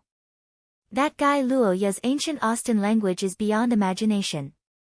He's obviously a member of the theocracy, so why would he learn that kind of language? Yesterday's clothes were not bad, but the style was a little old-fashioned. If I were to tuck in the shoulders, although I'm not sure, his supernatural power doesn't seem to be weak. He's hemming and hawing and isn't willing to talk about the details. So young mistress, why do you want to know the details? Aren't you in a cooperative relationship? Why do you want to know so much about him? Go Lacey frowned in confusion. After learning that Luo Ya's information was the result of being misled, Go Lacey was extremely vigilant against the servants of the Akot family. At the same time, she began to reevaluate this engagement. Although the beginning between young mistress and Luo Ya wasn't perfect due to a freak combination of factors, it had to be said that the current Luo Ya could indeed cause Xia Luo's mood to fluctuate. The furthest distance in love was never discussed, but indifference and indifference. This was what Go Lacey was most worried about Xia Luo. Xia Luo was naturally a little cold to others. This was the shadow of her childhood. She didn't rely on others too much and didn't trust others too much. Unless someone really walked into her heart, no matter how good their relationship was, it was just superficial. At that time, Go Lacey conservatively estimated that it would take a few months to break through this ice layer, but the reality was beyond her imagination. The first time they met, Luo Ya had a bad impression of Xia Luo, but recently, as they got to know each other better, the situation seemed to be turning around. This shouldn't be a deliberate trick, right? Go Lacey, who had been fooled by the Akot family's maid group, was a little traumatized. He asked Xia Luo how she felt, but he didn't expect the girl to laugh after listening to him. I will like that guy. Ha ha ha, Go Lacey, what are you thinking? How is that possible? Facing the worried maid, Xia Luo looked as calm as Tai after hearing a joke. You heard what I said before, right? That guy is the complete opposite of us Rose nobles. He has little understanding of art and music, and his fashion sense can't keep up with my footsteps. Moreover, he isn't romantic at all. If this was in Rose nobles, any of the nobles would have already written a love poem. Go Lacey listened to Xia Luo's words and wanted to say something, but he hesitated. What about opposite interests and hobbies? After all, it depends on how one interprets it. Not good at art and music. Then wouldn't they complement each other? As for love poems, aren't those things a failure? In short, that guy and I are just an equivalent exchange. It's a transaction under the cover of a marriage contract. Xia Luo crossed her arms and judged the relationship between the two. Go Lacey looked at Miss in the mirror with a complicated expression. He suddenly remembered the 3 fate divinations that had been forgotten. Those, were they really not new at all? The black-haired maid shook her head slightly. She didn't know the answer to this question and could only silently pray for Miss Good Luck. Why did you suddenly fall asleep today? In the study, the reddish-brown-haired girl looked at the black-haired boy who was sleeping on the table next to her. She blinked her eyes in confusion. Today was the 10th day of the two's intensive training of browsing records. After half a month of getting along, Xia Luo had basically gotten used to the life in the Akot family. To a large extent, she understood the fiancé beside her. Therefore, she had the current doubts in her heart. In her impression, Luo Ya wasn't as vigorous as a dragon or fierce as a tiger, but at least he was full of energy. At least in these 10 days of boring browsing, although he would sometimes be absent-minded, he never showed any signs of fatigue. Xia Luo honestly admired him on this point. Don't look at how Miss came punctually every day to search for information with Luo Ya. Both of them worked until 9 p.m. before going to bed. In fact, Xia Luo had her own means to replenish her energy. Go Lacey, Xia Luo's personal maid, was a master of source level 3. Not to mention her combat skills, she had learned a lot of daily curses. One of them was Go Lacey's unique, deep sleep, which was a consummate recovery technique. Deep sleep allowed Xia Luo to rest for a night as much as others would rest for a few days. This guaranteed that she would wake up every morning feeling refreshed and healthy. Moreover, there were almost no side effects. This recovery technique could be said to be the foundation of Xia Luo's many years of high-intensity work. Chapter 148. What's going on now? In the study, Luoya woke up after 2 hours of sleep. He looked at the blanket on his body, then turned his head to look at the girl beside him. His gaze shifted back and forth between the two. This is yours. Thank you. I'm not in a good state today, so I accidentally fell asleep. Luoya raised the blanket and thanked her. Xia Luo nodded slightly. The young man observed the girl beside him, and suddenly felt that she seemed to be angry. Although her face was calm and she didn't reprimand him, Xia Luo's overall temperament had changed a little. Her usual noble and unapproachable aura had become somewhat cold and sharp. Luoya had experience with such changes, and had even studied them before. He believed that this was a manifestation of an extraordinary mood affecting the fluctuations of curse power. The black-haired young man gently placed the blanket to the side. He was no longer in the mood to think about the connection between the girl's temperament change and her curse power. Compared to that, he was more interested in finding out what was going on. Is she angry because I slacked off? That can't be. The most serious words were greedy, shameless, childish, and so on. Luoya, who was used to Zhu En's trolls in his previous life, didn't feel any pain at all. In fact, he even thought that Xia Luo was quite cute when she squeezed out these words with a red face. Xia Luo was a dog rich, and not the kind of rich person who worked as a concubine, but the kind who spent money every day. How could someone like her be angry because he slacked off for a while? Wasn't this the same as how a Saudi prince was angry at a roadside oiler for wasting gas? How is this possible? What's going on? The black-haired young man glanced at the girl from the corner of his eyes, but didn't say anything. He could only work on the side. After this restless atmosphere lasted for 2 minutes, the girl suddenly spoke. Why did you fall asleep today? I'm not in a good state. Not in a good state today. What about a few days ago? A few days ago. I was all right. Ha, is that so? Xia Luo smiled with a hint of anger. She stared into Luoya's eyes and asked, did you drink some kind of medicine? Yes, but my potion is still okay. Leave it to me tomorrow. Ah. What? Leave it to me tomorrow. You're not allowed to drink anymore. Luoya looked at Xia Luo's serious expression. He finally understood why she was angry, but then he was puzzled. This should be because she was worried about me. But why? Luoya didn't understand what was wrong with Xia Luo's brain. Why did she want him to drink Red Bull? But he knew that Xia Luo probably treated his medicine as harmful. Actually, that medicine of mine is all right. The side effects aren't that big, that won't do. Many drugs with minor side effects are addictive. It's better to use drugs with strong side effects. Xia Luo glanced at the pile of books that had been piled up over the past few days and warned her sternly, there are so many things. Take your time to find them. If you continue to use the potions recklessly, I will have no choice but to write to Uncle Kadia. No, I'll give it to you tomorrow. Luoya hurriedly waved his hand when he heard that Xia Luo wanted to report to his parents. Because of the Golden Partners incident, Kadia strictly forbade Luoya from drinking any potions. If he wrote to his parents, Kadia might even ask for leave and come back to scold him. Chapter 149. The Austin Empire. In the vast Rumen forest, the observation platform at the edge of the mountain peak was already filled with people. Countless luxurious carriages and precious horses were gathered in front of the palace complex that had been built with a huge amount of money. Couples were holding hands as they squeezed out and walked into the main hall. This was the most famous dating spot in the Austin Empire, the Rumen Palace complex. It was famous across the continent.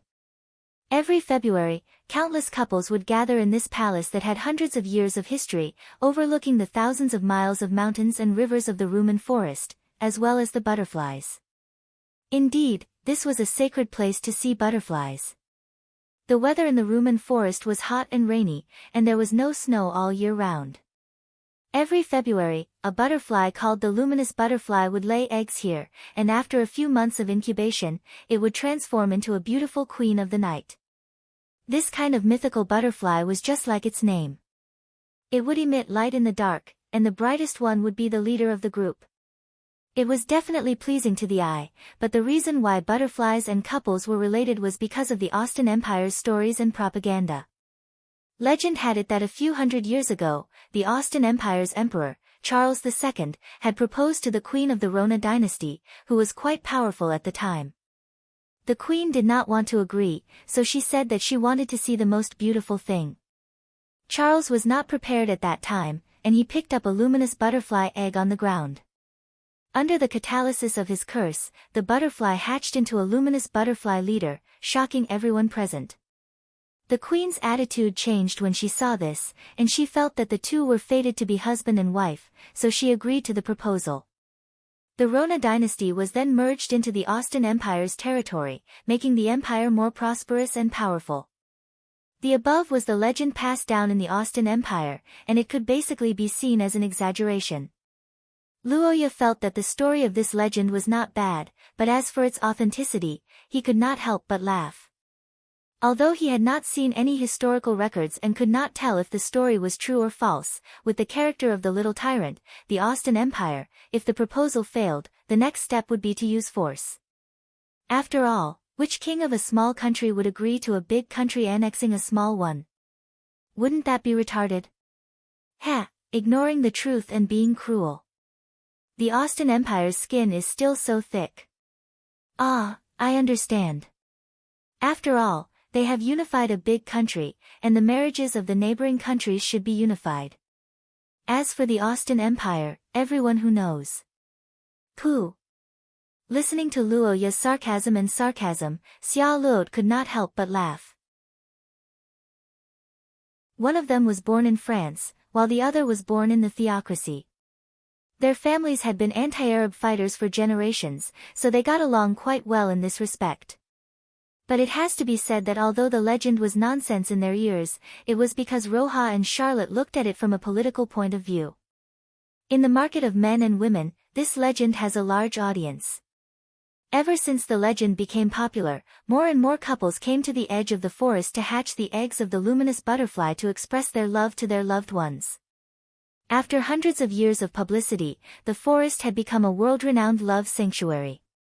The viewing palace complex in front of them was specially built by Austen for the nobles of various countries. Every February, when the luminous butterflies had just laid their eggs, this place would be crowded with nobles from various countries to participate in a series of interesting and exciting special activities. It could be called a love sanctuary. Of course, in contrast, the luminous butterflies in the Rumen forest suffered. They were kidnapped and turned into tool butterflies before they were even born. Honorable sir, madam, may I have a look at your invitations? Of course. At the entrance, a polite and friendly waiter took the invitation from Xia Luo with both hands. The two of them were a perfect match, and their dignified and calm appearance made the waiter not suspicious at all. After a quick check, he returned it with both hands. Welcome, Countess Roland of the Mandel Kingdom, Miss Xia Luo. The waiter's smile became even more enthusiastic because of their noble status. The two of them smiled at each other and entered the venue arm in arm under the guidance of the staff. Feeling the touch of Xia Luo beside her, Luoya couldn't help but be amazed by the magic of Sorofia's curse. The Akkad territory of the Saint Maester theocracy was thousands of miles away from the Austen Empire. Naturally, the two of them weren't using their original bodies. Instead, they were using a spell unique to the Sorofia clan that used twin stones. The twin stone was a unique and rare mineral that had a strange spatial connection. Usually, there were two of them in a pair. When one of them reacted to the curse, the other would react the same way even if they were thousands of miles away. It was the raw material for many expensive wedding rings. The Akat family also had this stone, but it had never been used. However, in the hands of Sorophia, an expert in gold coins and gems, using the twin stone as a catalyst, she could form a body similar to the three skills of Afterglow of the Crown, from thousands of miles away. Although compared to the short blade of a saint, this body had almost no attack power, but it was not a problem at all if it was just a trip or a holiday party. In this era without advanced communication technology, people's faces were not that familiar. Even a famous beauty like Xiao Luo was the same. Plus, the two of them were using alternate accounts, so there was no security issue, so they didn't make any changes to their appearance. Reality was reality. Even if Xiao Luo was beautiful, the two of them didn't cause any commotion after entering the palace. Of course, this was because the two of them entered the lovers section. Everyone was busy with their other half, so no one had the time to care about others. If they were in the singles section, Luoya didn't know how he would look, but Xiao Luo would definitely become a hot topic. He would probably be drowned by the army of single men. "Sir, this is your incubator." "Yes, thank you." After entering the venue, the staff immediately handed a metal box the size of a palm to Luoya. The black-haired young man took it with a smile and began to observe it. The people who came to participate in this event were either rich or noble. Naturally, the nobles wouldn't go looking for butterfly eggs themselves. This small box was designed for this purpose, and it had two main functions. First, holding the box would prevent people from touching the butterfly eggs themselves. After all, those things were disgusting to some people, so touching them was really uncomfortable.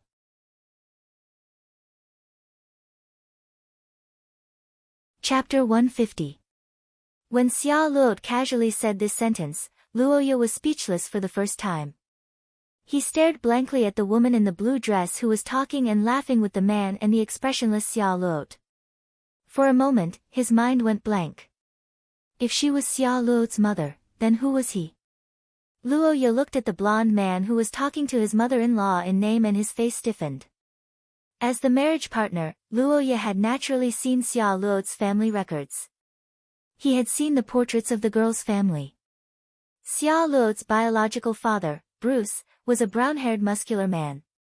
He was obviously not the blonde from before.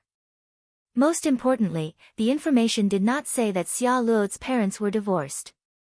During their marriage, Xiao Luo's mother came here. What was the situation now? Catching adultery? Catching his own mother in the act? Was it that exciting? Luoya stared at the girl beside him with wide eyes. He was really shocked by the plot of the TV series. Before this, Luoya only thought that Xiao Luo wanted to see butterflies and was unwilling to enter the singles area to cause trouble, so she kidnapped him to be a tool. But now, it seemed that was not right. What should he do now? Destroy the scene?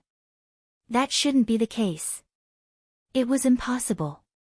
The two of them were not in their original bodies. Any source level 6 would be able to defeat them. If that was the case, I understand. You want to collect evidence, right? How should I do it? I haven't learned much about curses in this area. Luoya looked at the man and woman in front of him excitedly. He was ready to go, just like a tabloid reporter, waiting for a curse to deliver justice. However, what he did not expect was that the brown-haired girl was stunned when she heard Luoya's words. What's wrong? You're welcome. Forget about the others, I will definitely help you with this. The black-haired young man patted his chest and turned into a Tauran executioner. He looked ahead and gritted his teeth. Damn it, the Tauran must die. Yellow hair dog is obviously not a good thing. Luoya rubbed his fists, but Xiao Luo looked embarrassed.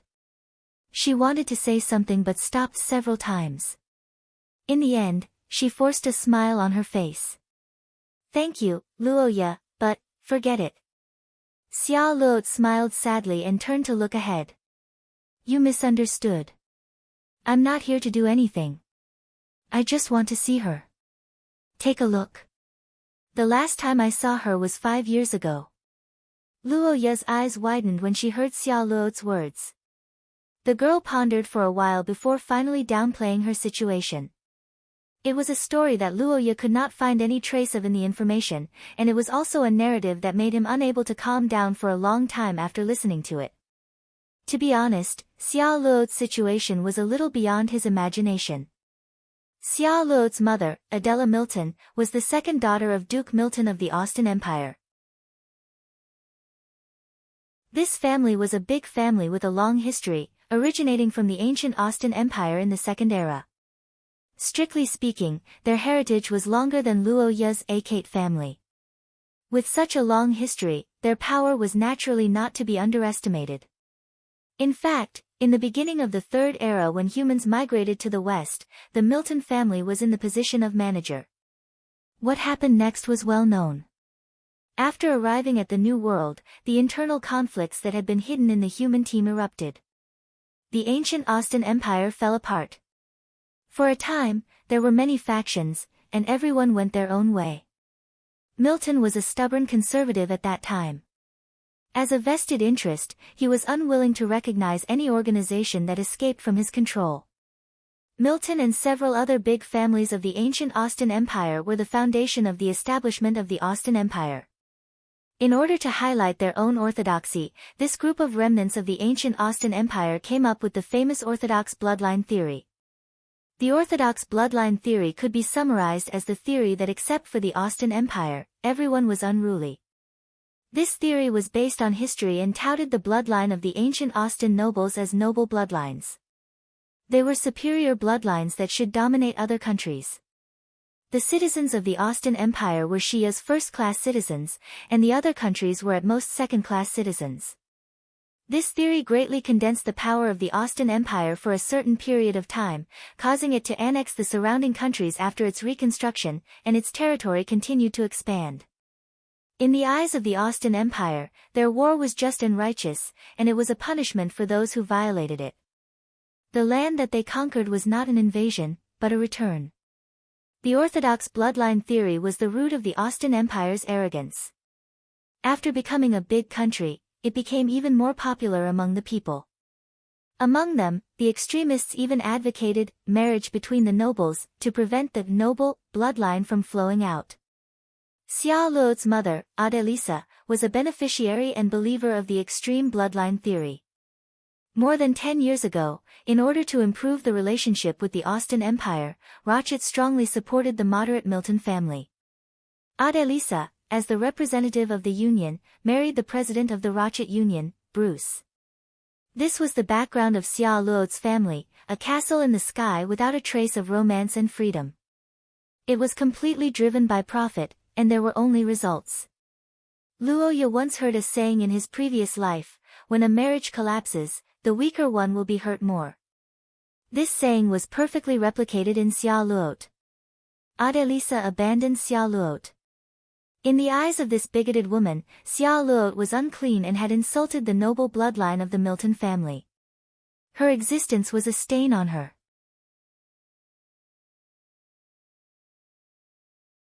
Chapter 151.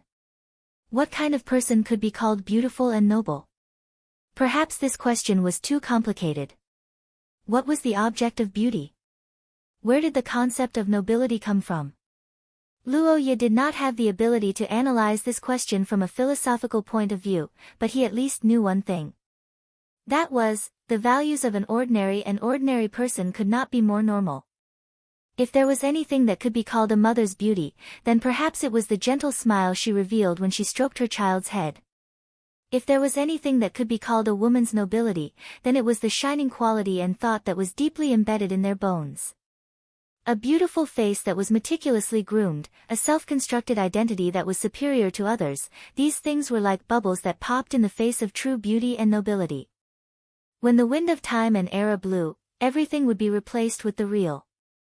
Luo Ye looked at Xia Luo in front of him, suddenly understanding where the injustice in his heart came from. Ah, so that's how it is. It's because the two of us are mostly similar, but slightly different. The black-haired youth revealed a relieved and helpless smile, watching the light in his hand as he exerted more force. Luo Ye, Akat, Everything seemed to have started from his past life, but in fact, this was wrong. Although it was very little, Luoya vaguely remembered his past naughty and weak self. It was a distant memory that he could barely remember, but faintly existed in his heart. It was the pain and confusion of a child who lost his mother at a young age. It was a pain that was difficult to avoid during his growth. The desire for affection and love accompanied his childhood, but was often unable to obtain them, and gradually became distorted because of this. Luoya and Xia Luo were similar. They had both struggled alone in an empty home, accompanied by candlelight. When night fell, the moonlight in the room was their only companion. He sympathized with Xia Luo, and at the same time, with his past self who had not remembered everything. But the two of them were different, and that was that Xia Luo actually had a mother. Adelisa, this woman's actions, although slight, had indeed pricked Luoya's nerves, making him feel a deep sense of disgust. This was the feeling that this woman gave him when she threw something that he couldn't get to her on the ground and trampled on it. Some people say that the more muddy the environment, the brighter the rose that blooms. In that case, Miss Xia Luo, your kindness and strength are the golden rose in my eyes. In the light and waves, the black-haired boy looked into the girl's eyes and said. His golden pupils were now emitting layers of light, majestic and mysterious.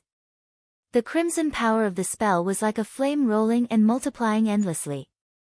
Xia Luo stared into his eyes and suddenly saw a little pity in them. In just a few seconds, Xia Luo's pale face quickly turned red. Luoya smiled gently. He raised his hand and the red curse power turned into a spiral and drilled into the box. The incubator creaked and was full of cracks. Crack! In the crisp sound of the box breaking, Luoya's hand emitted a little light. At the same time, on the high platform in the distance, a ball of light also spread its wings amidst the cheers of the nobles of the Austin Empire. It was a luminous butterfly with a pair of green wings. The moment it appeared, the light reflected on the cheeks of everyone around it. The pure-blood nobles of the Austin Empire sang and danced, and Adelisa's face also showed a smile. The most beautiful and dazzling butterfly to appear in the pure-blood faction was designed by the Milton family over the years. It represented their nobility and elegance. But this year, the one hatched by the Prince of the Empire was especially beautiful, and its light was also the brightest in all the years. The butterfly broke out of the cocoon and spread its wings. It was about to spread its wings amidst the exclamations of the crowd. No one doubted the status of this butterfly. It was the most powerful and moving one in all the years, just like the Austin Empire, no one could stop it. The cheers of the crowd were loud and enthusiastic, but soon someone realized that something was wrong. Wait, why isn't it flying down? No, none of the butterflies have flown away. The nobles of the Austin Empire who were looking up at the sky also realized that something was wrong. The young masters and young ladies of the noble families also began to whisper to each other. The guests who came from afar looked at the butterflies hovering above their heads without knowing anything. Everyone's eyes were focused on the black-haired young man in the corner of the high platform. Luoya was still suppressing the power of the spell to flow into the incubator.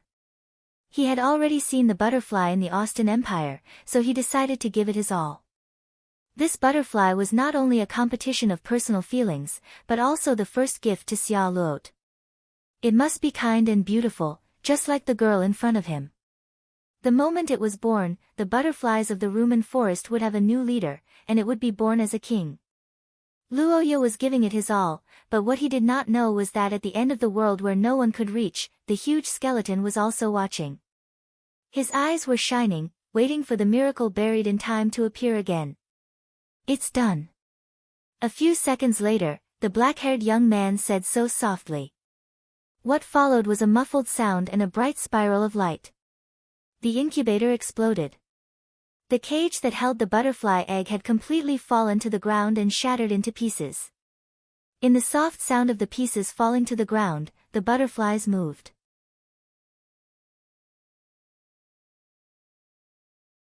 Chapter 152.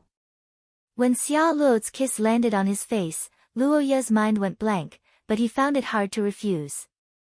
Not only was the kiss irresistible, but it also represented Xia Luo's sincerity. This was a kiss that represented blessings and luck. It was a reward from a lady to a man who brought her beautiful butterflies. It was reasonable, formal, and irresistible. Luoya didn't know how much determination Xia Luo had to make such a move, but at the very least, it should be far more difficult for her to make such a move than it was for ordinary girls. But there was one thing that Luoya didn't expect, and that was that this kiss would trigger a conflict in his bloodline. It was a flash of images. There were so many of them that Luoya didn't even have time to remember them. At that moment, all the sounds around him disappeared, and Luoya's vision seemed to travel back in time hundreds of years ago. It was a man and a woman, a tall woman with reddish-brown hair and a black-haired man with a cold expression. There were many images that flashed past: battles, life, happy chatting, talking with someone with a serious expression, and finally, a parting kiss. Wait, this is... Luoya looked at the woman who kissed the man's cheek and waved goodbye with a smile. He suddenly had a strange feeling. It was like Xia Luo, but it wasn't. What was this? While Luoya was confused, the man in the image turned his head, and his eyes seemed to pass through the barrier of time and space. Luoya saw his face clearly for the first time. It's him. At this moment, Luoya's heart surged with stormy waves, but he suddenly felt a little relieved. The next moment, the spirit vision ended, and the cheers in his ears drew Luoya back to reality. Oh! The excited and enthusiastic cheers came from the audience, not only from the couple area, but also from the singles area. The desire for love didn't care about nationality. Austinites were also happy to eat melons, not to mention in such an atmosphere. Luoya. What was that just now? Well, it's a little messy. Let me calm down first. After the kiss, the two separated and were a little dazed by the excessive amount of information, but this expression meant something else in the eyes of others. Thank you, sir and miss, for your demonstration. Dear Xia. Their love will be guided by fate. Oh! The crowd cheered louder and louder. Some couples in the singles area began to shout, and couples in the couples area also began to show their affection. Only Luoya and Xia Luo were silent in the chaotic background, until the middle-aged man's next spoke. Well, you two, you can go to the pavilion. Luoya turned her head in surprise and saw the middle-aged man smiling meaningfully. Sir, I wish you an unforgettable night. The pavilion was a general name, and it could be roughly understood as the presidential suite in Luoya's previous life. It had to be said that the Milton family was quite good at business operations. Perhaps they had learned a thing or two from their marriage with Sorophia, but they were very good at marketing. For example, this luminous butterfly convention didn't exist a few decades ago. However, as the Milton family continued to build and promote this place, this local tradition of the Austin Empire became more and more famous in Xia. And this pavilion was a product of this situation. It was designed on the highest floor of the Cliff Palace, and it was as magnificent as a palace with a good view. Every year, except for the group of Austin Pureblood School who had cerebral palsy who entertained themselves, it was the place where couples who hatched head butterflies would stay for the night. With such great luck and blessings, coupled with the fact that they were couples, it was needless to say what they would do in such an environment. But this time, for the newcomers, it was too exciting. You really didn't come here on purpose? No, I didn't. Weren't you there? We left together. I couldn't help it. What could I do in such an atmosphere? On the big bed in the presidential suite, a reddish-brown girl hugged a pillow with half of her face exposed. She looked pitifully at the young man who was eager to explain himself. Her eyes were filled with fear, but occasionally, a hint of expectation flashed in those beautiful pupils of hers. Xia Luo, whose brain was severely congested, didn't know what she was thinking anymore. She felt that Luoya seemed to have changed into a different person tonight, and Luoya's reaction was basically the same.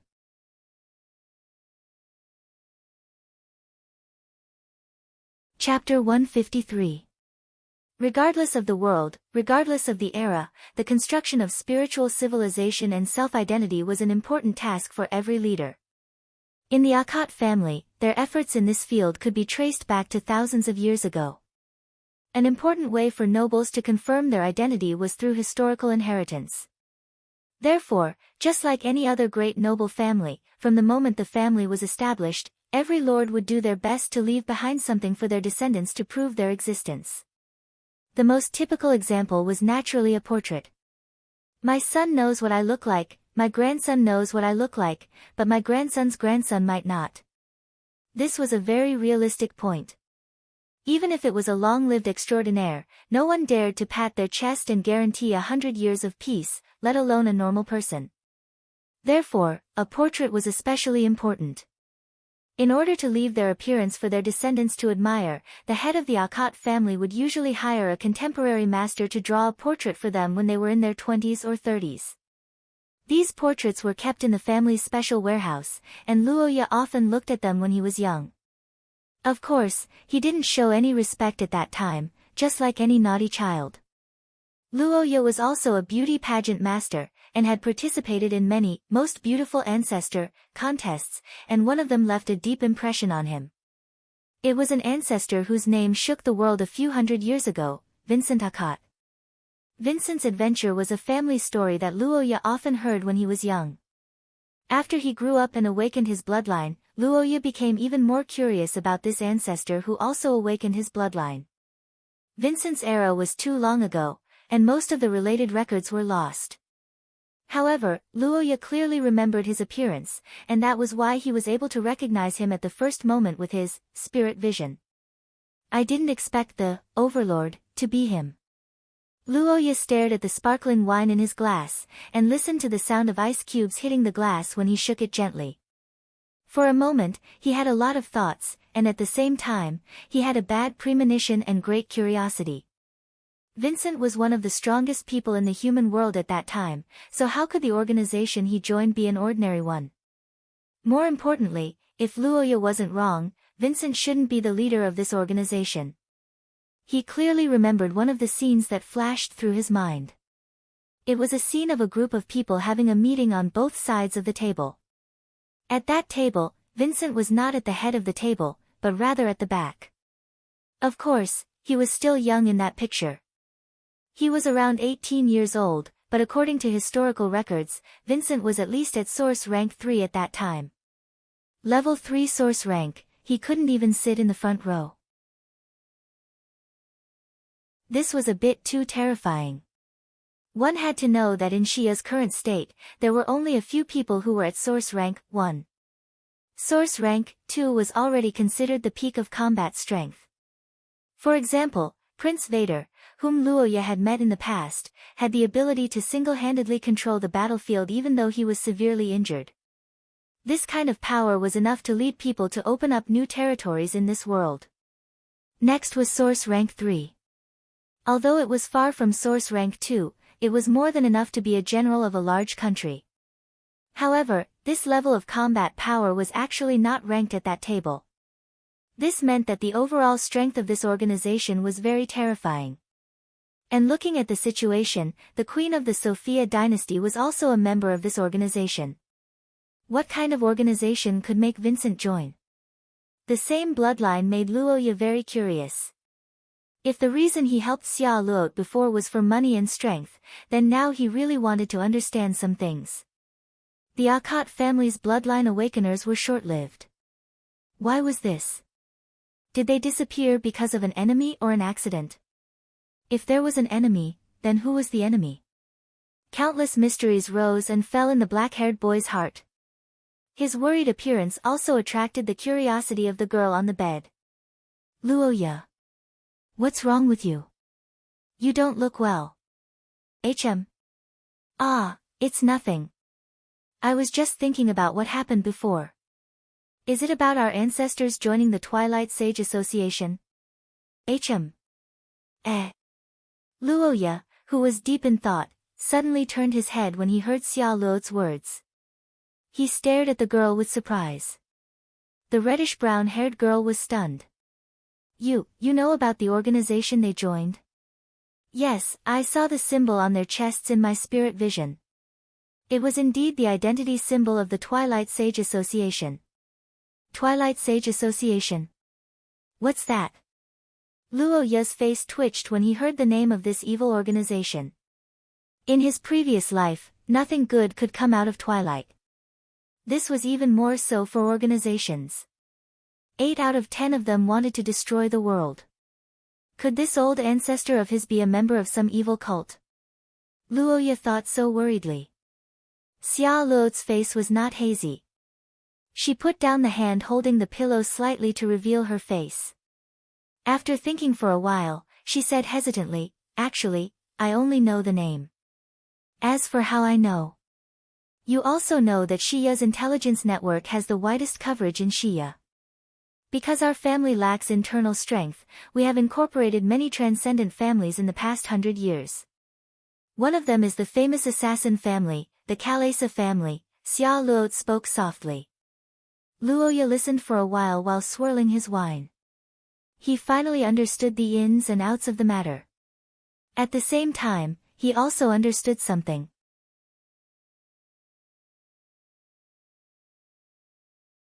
Chapter 154. When he heard Xia Luo's words, Luo Ya's entire body trembled. He turned around to look at the beautiful woman on the bed and suddenly felt a warm current flowing through his body. As the saying goes, it is important to know one's own limits. Knowing how to count is a good virtue. But today, at this very moment, Luo Ya felt that Xia Luo's count was probably failing, similar to the level of failure in his previous life. Dressed like this, sitting on the bed, and saying these words with such an expression, was it an invitation or a seduction? Luo Ya blushed and glared at Xia Luo. The girl immediately knew that her expression was not right and hurriedly explained. I meant that we need to rest. That's not what I meant. Okay, I'll sleep on the sofa. You sleep early. Luo Ya's body was hot and dry. He got up and was about to leave the bedroom when he suddenly felt a tug. The youth turned around and saw the red-haired girl tugging at the corner of his clothes. How can we sleep on the sofa? This bed is so wide. It's fine if we each sleep on one side. The red-haired girl said in a low voice. She had never seen anyone sleep on the sofa and didn't think that it could be used as bedding. Moreover, Luo Ya, whether he was the heir of a marquis or a fiancé, shouldn't sleep on that kind of thing. Of course, these were all external reasons. What really mattered was the girl's heart. There were 2 reasons why he came to see Adelisa today. One was because Xia Luo wanted to repay Luo Ya for her recent hard work. The other was because Xia Luo wanted to break away from her childhood and no longer be bound by the past. Originally, Xia Luo's heart was filled with disappointment and pain. Even if their relationship was extremely cold, no child would be happy about this kind of thing. When she talked about her past with Luo Ya, it was actually a kind of self-release for the girl. However, what she didn't expect was that this kind of release aroused Luo Ya's resentment and sympathy. When the youth hatched the most beautiful butterfly, affirming her journey alone for so many years, something buried deep in the girl's heart began to overflow uncontrollably. That was the loneliness that she had been suppressing for so many years. That was the weakness of a girl who never exposed herself in front of others. When the butterfly spread its wings, Charlotte's heart seemed to be liberated. For a moment, she even felt that Roja was her family. The 2 of them had been married for so many years and accompanied each other for a long time. Of course, Xia Luo soon woke up, but that feeling lingered in her heart for a long time. If it was before, Xia Luo would never agree to sleep in the same room as Luo Ya. But now, just sleeping on the sofa made her inexplicably distressed. Xia Luo's feelings were a little out of control. On the other hand, Luo Ya's biological instincts were about to go out of control. Today, Xia Luo was dressed very boldly, perhaps because she came to see her mother. It was as if she was deliberately going against the Austin conservatives. But no matter what the reason was, there was an unavoidable problem. Xia Luo's current charm was fatal. In order to grab onto the corner of Luoya's clothes, the girl put down the pillow and threw herself forward. At this time, she was kneeling on the bed with all four limbs. Her big emerald eyes were looking at him with a layer of mist. Under her beautiful face and red lips was a chest that had just grown a little but appeared more youthful. The wine was a little to the head. Luoya held the wine glass and tried to find an excuse. The black-haired youth was conceited and had a strong resistance to beauty. In the past 3 years, he had seen the two top beauties, Ai Lizzie and Noa Iyer, again and again. But he had never felt this way before. If appearance was the first layer, then the purity, ignorance, and slight fear in the young Miss eyes were the third layer. The natural contrast with her usual intelligence was the fourth layer. And the fifth layer was Xia Luo's origin substance. It was also the greatest temptation that was madly stimulating Luoya's evil desires. The Sorophia race had many people and were based on the 3 origin substances of the human race. But for those with a clear Highland elf bloodline, especially Xia Luo, who had awakened an atavistic bloodline, they had their clan's origin substance. Sorophia's origin substance was loyalty. Just like the other origin substances of the Shia world, Sorophia's origin substance, loyalty, also had a similar promotion method. But because she was a ruler, Sorophia's loyalty was mostly to her family and faith. In this aspect, men naturally referred to their own families. But for women, the word, loyalty, changed with marriage. That's right, most of Sorophia's women chose to be loyal to their own families. In other words, they were loyal to their husbands until death. They were the ultimate nemesis of Taurans. However, just as there were pros and cons to everything, Sorophia's loyalty also had an unknown sadness, and that was the fact that she had entrusted it to the wrong person. This was also the reason why there were so many nobles in Shia, and Sorophia's women were especially miserable when they met with misfortune.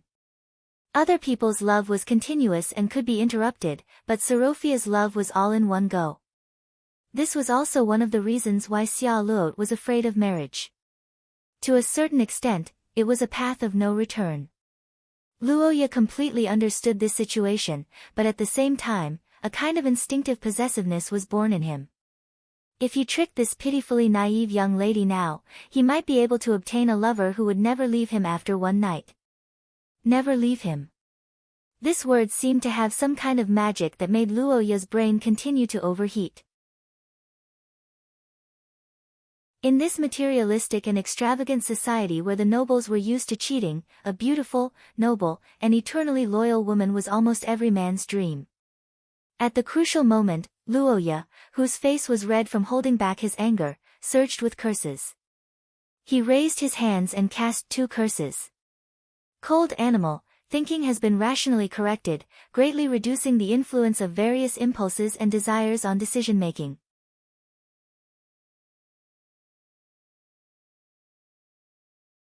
Chapter 155. King's Selection. A hoarse yet familiar voice entered Luoya's ears, causing him to be alert and shudder. It also awakened Luoya's consciousness. Shake, the world is shaking. This was what Luoya felt in his half-awake state. Deep fatigue attacked his body, making him feel as if he had run a 40-kilometer marathon. His eyelids were heavy and he could not open them, but his ears were noisy.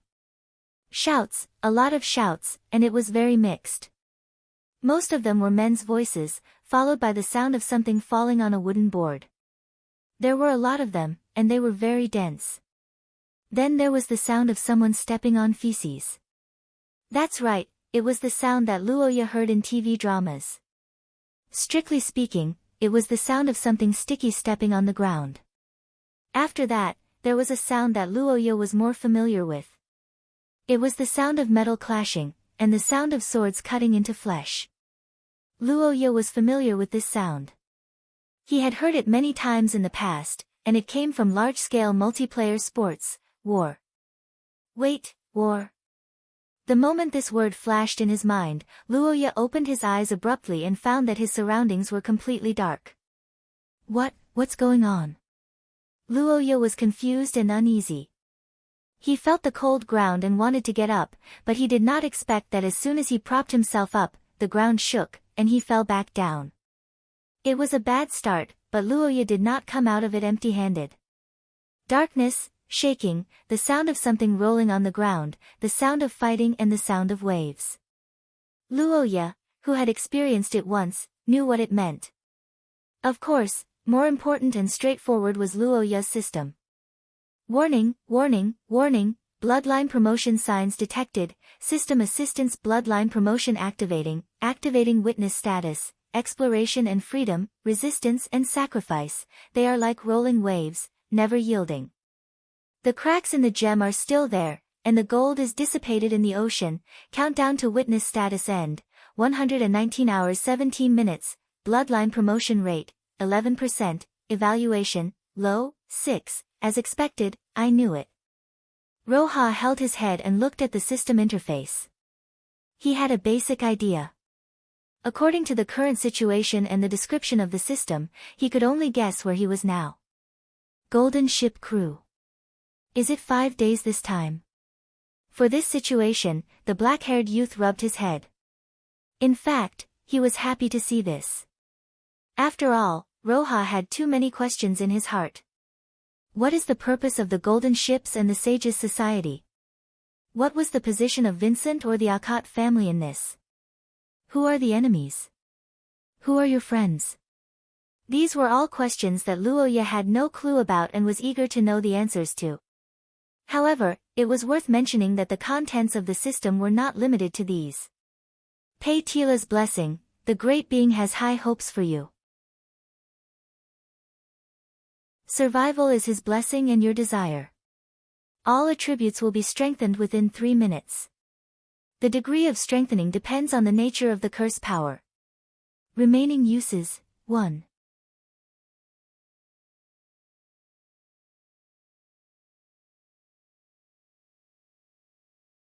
Then, he stepped on the rotten wood and rushed up to the hole above. The girl, who also understood that this was a critical moment, followed closely behind. During the process of climbing, the light above continued to expand in their eyes. Finally, after a bright light, it turned into a vast sea and sky background.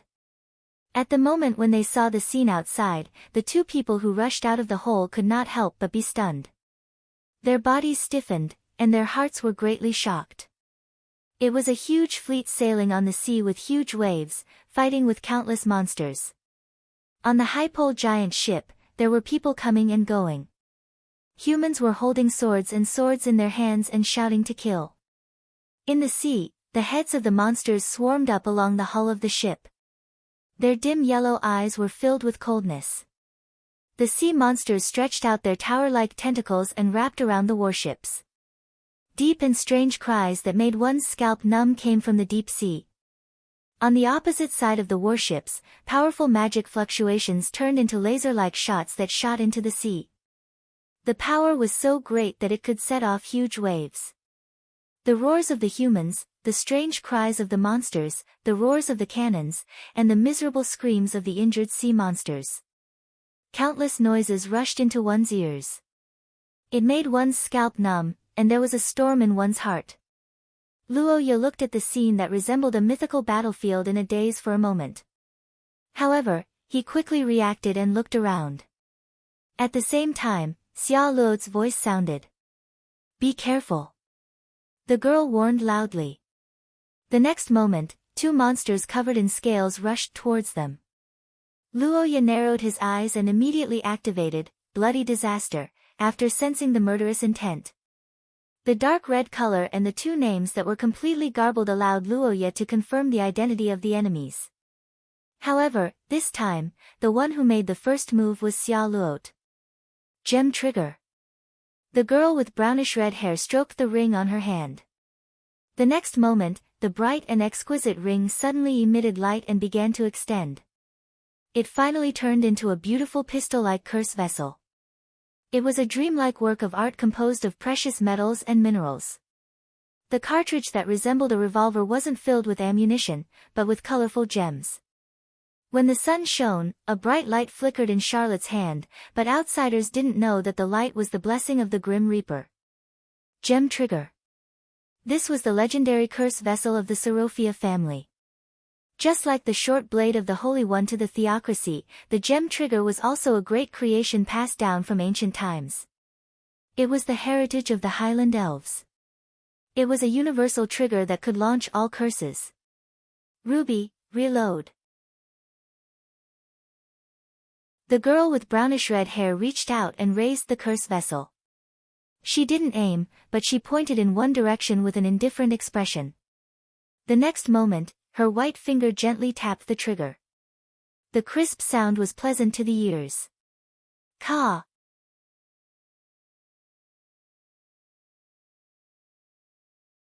Chapter 157. Captain Jeff felt that this might be the last day of his life.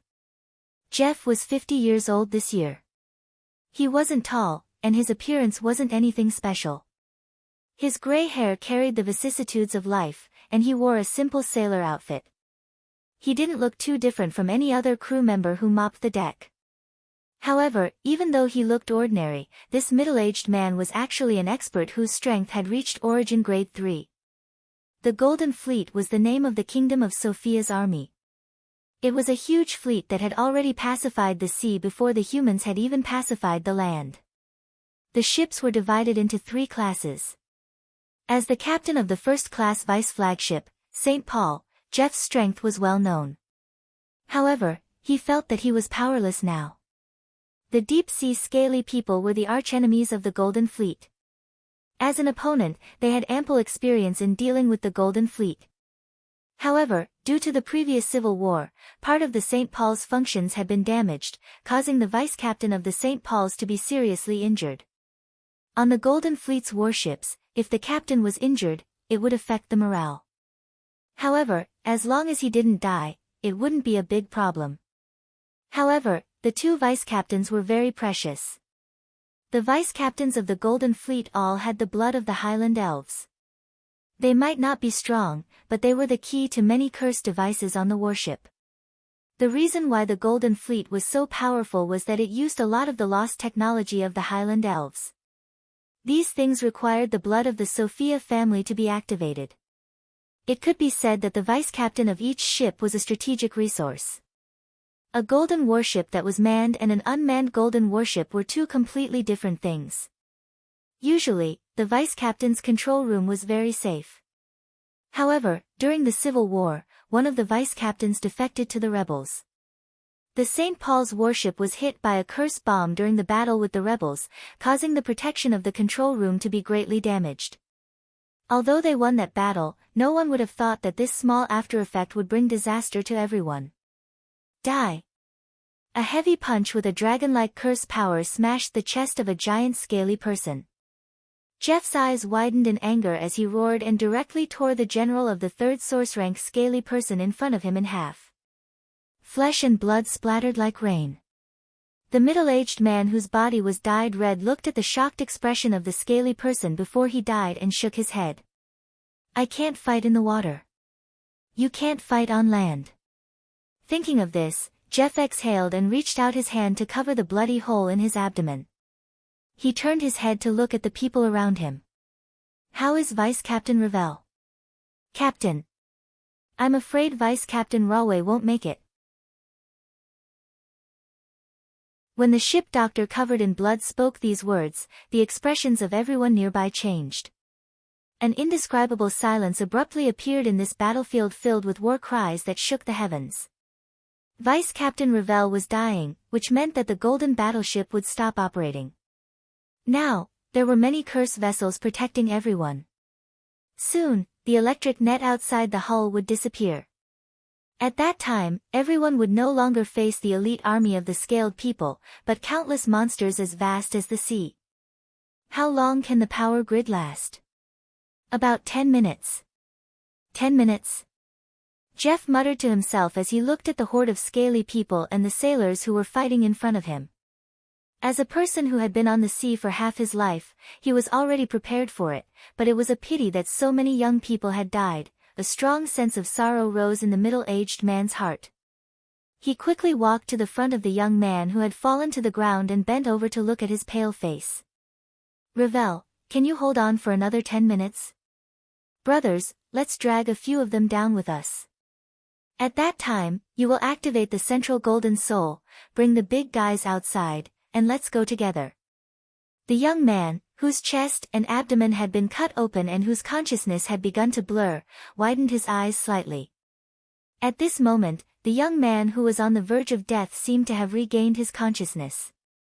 He smiled with a little pride and made a promise softly, all right. Leave it to me, Captain. Good job. Looking at the young man who was dedicated to his duty at the last moment, Jeff grinned. He raised his head and looked around. All he saw were calm faces. Those were the warriors who buried their fear in the bottom of their hearts and faced death with equanimity.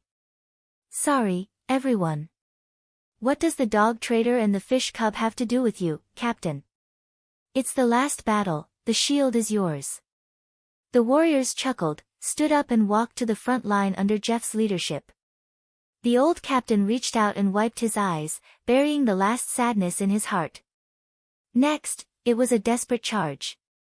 Killing more enemies and reducing the pressure on their allies was the last thing they could do. The sailors drew their swords and axes, but before the final battle began, the uproar at the front line had rushed into their ears. Captain! Who's that? The sailors next to him exclaimed and pointed to the front. Jeff wiped his hands and looked forward, and his eyes widened suddenly.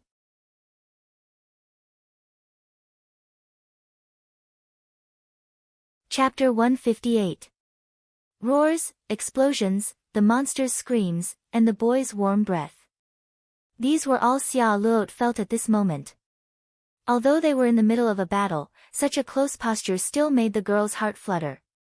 But soon, Xia Luot came back to her senses.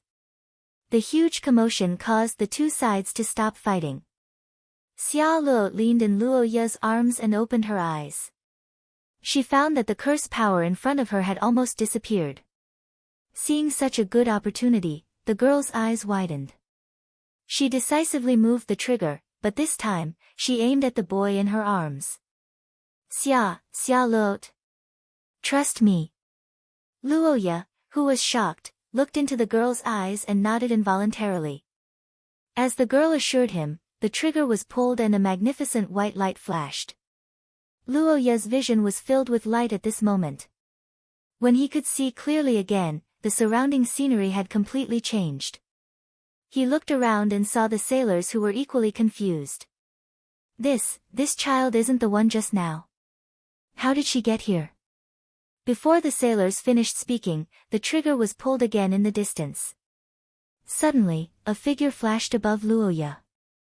Xia Luo descended from the sky and slapped Luo Ye, who was about to get up, back onto the floor.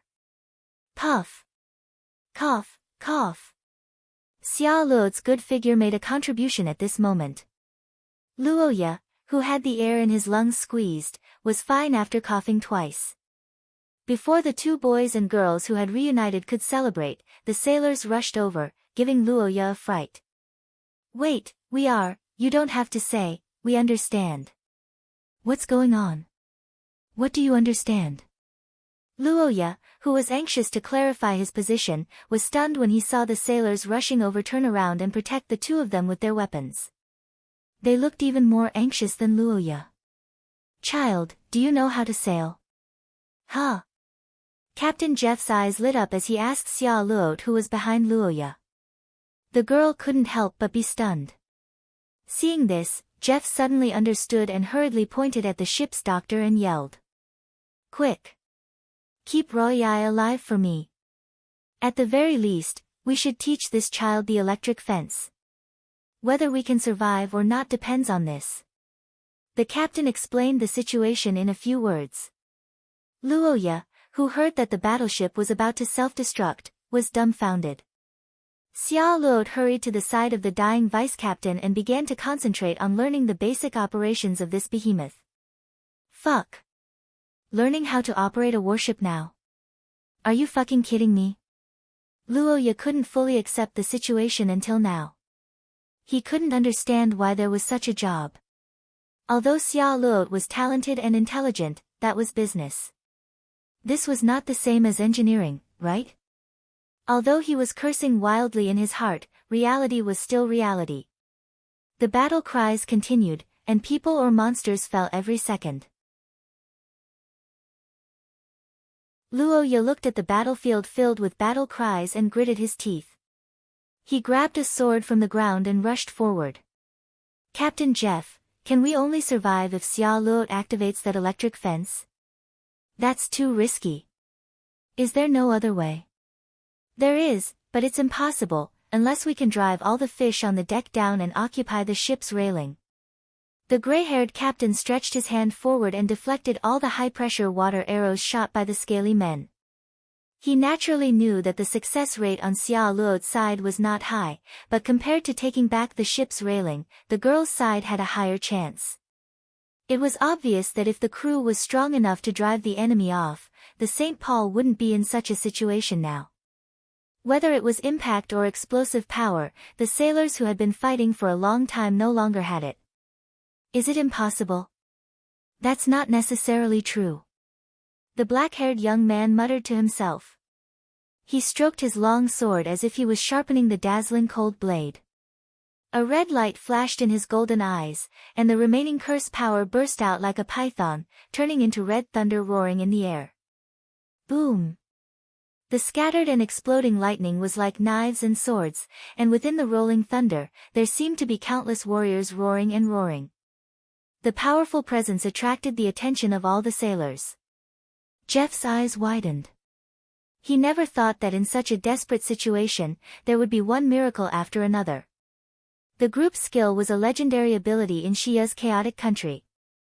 It was said that the person who had it would be chosen by the heavens and be born as a king.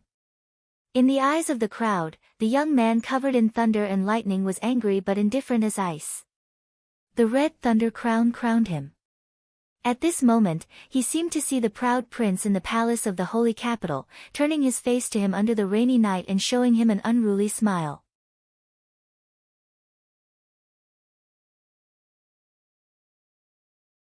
Chapter 159. What was the most handsome thing in a man's fantasy? Luo Ye didn't know about other people, but in his mind, there were only two things. Cannons. Giant ships. Then there was the sea of stars, dreams, and faraway places. Oh. Fuck them. The cheers of the crowd were deafening, like a match that ignited the dreams of the black-haired youth buried in his previous life. The caliber was justice, and the range was truth. Luo Ye, senior disciple of the Cannon Tower Church, joined the battle.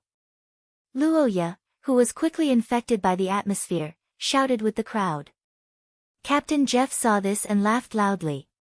He was very familiar with this reaction. Every young person who saw the main cannons of the Golden Ship Regiment for the first time would fall into this fanaticism. Some people would even worship the cannon at the bow of the ship. The enemies in the sea where the giant octopus monster was located had been annihilated by the Golden Ship Regiment. This powerful attack had completely changed the situation of the battle. Without the octopus monster, the sea folk had lost the means to directly threaten the ship. They had no choice but to retreat. The monsters in the sea dived into the depths of the sea and disappeared without a trace. Seeing this, the crew sighed in relief. The joy of surviving a life-and-death situation made everyone lose control. They all laughed and shouted as if they were venting their emotions. Xia Luo, you're a genius. In the midst of the uproar of the crowd, Luo Ye rushed to the red-haired girl and gave her a big hug. In the face of Luo Ye's excited and unhesitant intimate action, Xia Luo couldn't be as calm as he was during the battle. You, what are you doing? Let go. The girl, who was originally exhausted due to the overdraft of her curse power, suddenly felt her body temperature rise in the boy's arms. Her face was red, but she weakly patted Luo Ye's back. However, this slight resistance had no effect. It didn't even attract Luo Ye's attention. After a round of close contact, the boy looked at his system and checked the evaluation. Evaluation, average, 56, sure enough, the damage of the allies this time was also counted in the evaluation. Luoya looked at the evaluation that rose to 56 points and was very excited. Last time in the historical fragment, Luoya had to personally fight with the talents for the evaluation. How could it be as good as bringing people to fight together with him now? And from the perspective of survival, it was a great thing to have allies around him. The black-haired boy was happy while thinking about the reason. He felt that this should be because this battle was a battle between humans and foreign races, so he could gain so much when he led the humans' counterattack. You're too close. Ah, sorry. Charlotte's voice was like a mosquito's protest. The youth recovered and hurriedly separated. Roja let go of her hand and looked at the girl with tears in her eyes. Charlotte bit her lips and stared at him. This was the first time she scolded him since the butterfly incident. Stupid. Idiot. Unbelievable. I was wrong. I was just a little excited when I saw how good your cannon skills were. Luoya was embarrassed as he muttered to himself. At the same time, the doubts in his heart grew stronger. He could not figure out how Xia Luo learned how to pilot such a super battleship in such a short time. However, this was not the main point now. Oh, is that so? Don't think that I didn't see what you did. You didn't believe that I could succeed at all and rushed out yourself, right? This, the black-haired boy looked away guiltily when his thoughts were exposed. Xia Luo saw this and glared at him fiercely. The girl recalled how Luoya looked when he led all the humans to charge. Her heart was in turmoil. Even now, she could not calm down. Xia Luo had never seen the boy at that time. In her impression, Luoya was more like a bookish businessman. However, at that moment, Xia Luo saw the shadow of a hero in him. Heroes could make any girl's heart flutter. That was why there were many beauties around heroes since ancient times. Xia Luo was no exception. However, other than her heart fluttering, the girl also had an unknown worry in her heart. Why did he rush so far forward? What if he was injured? What if he was hit by a water arrow?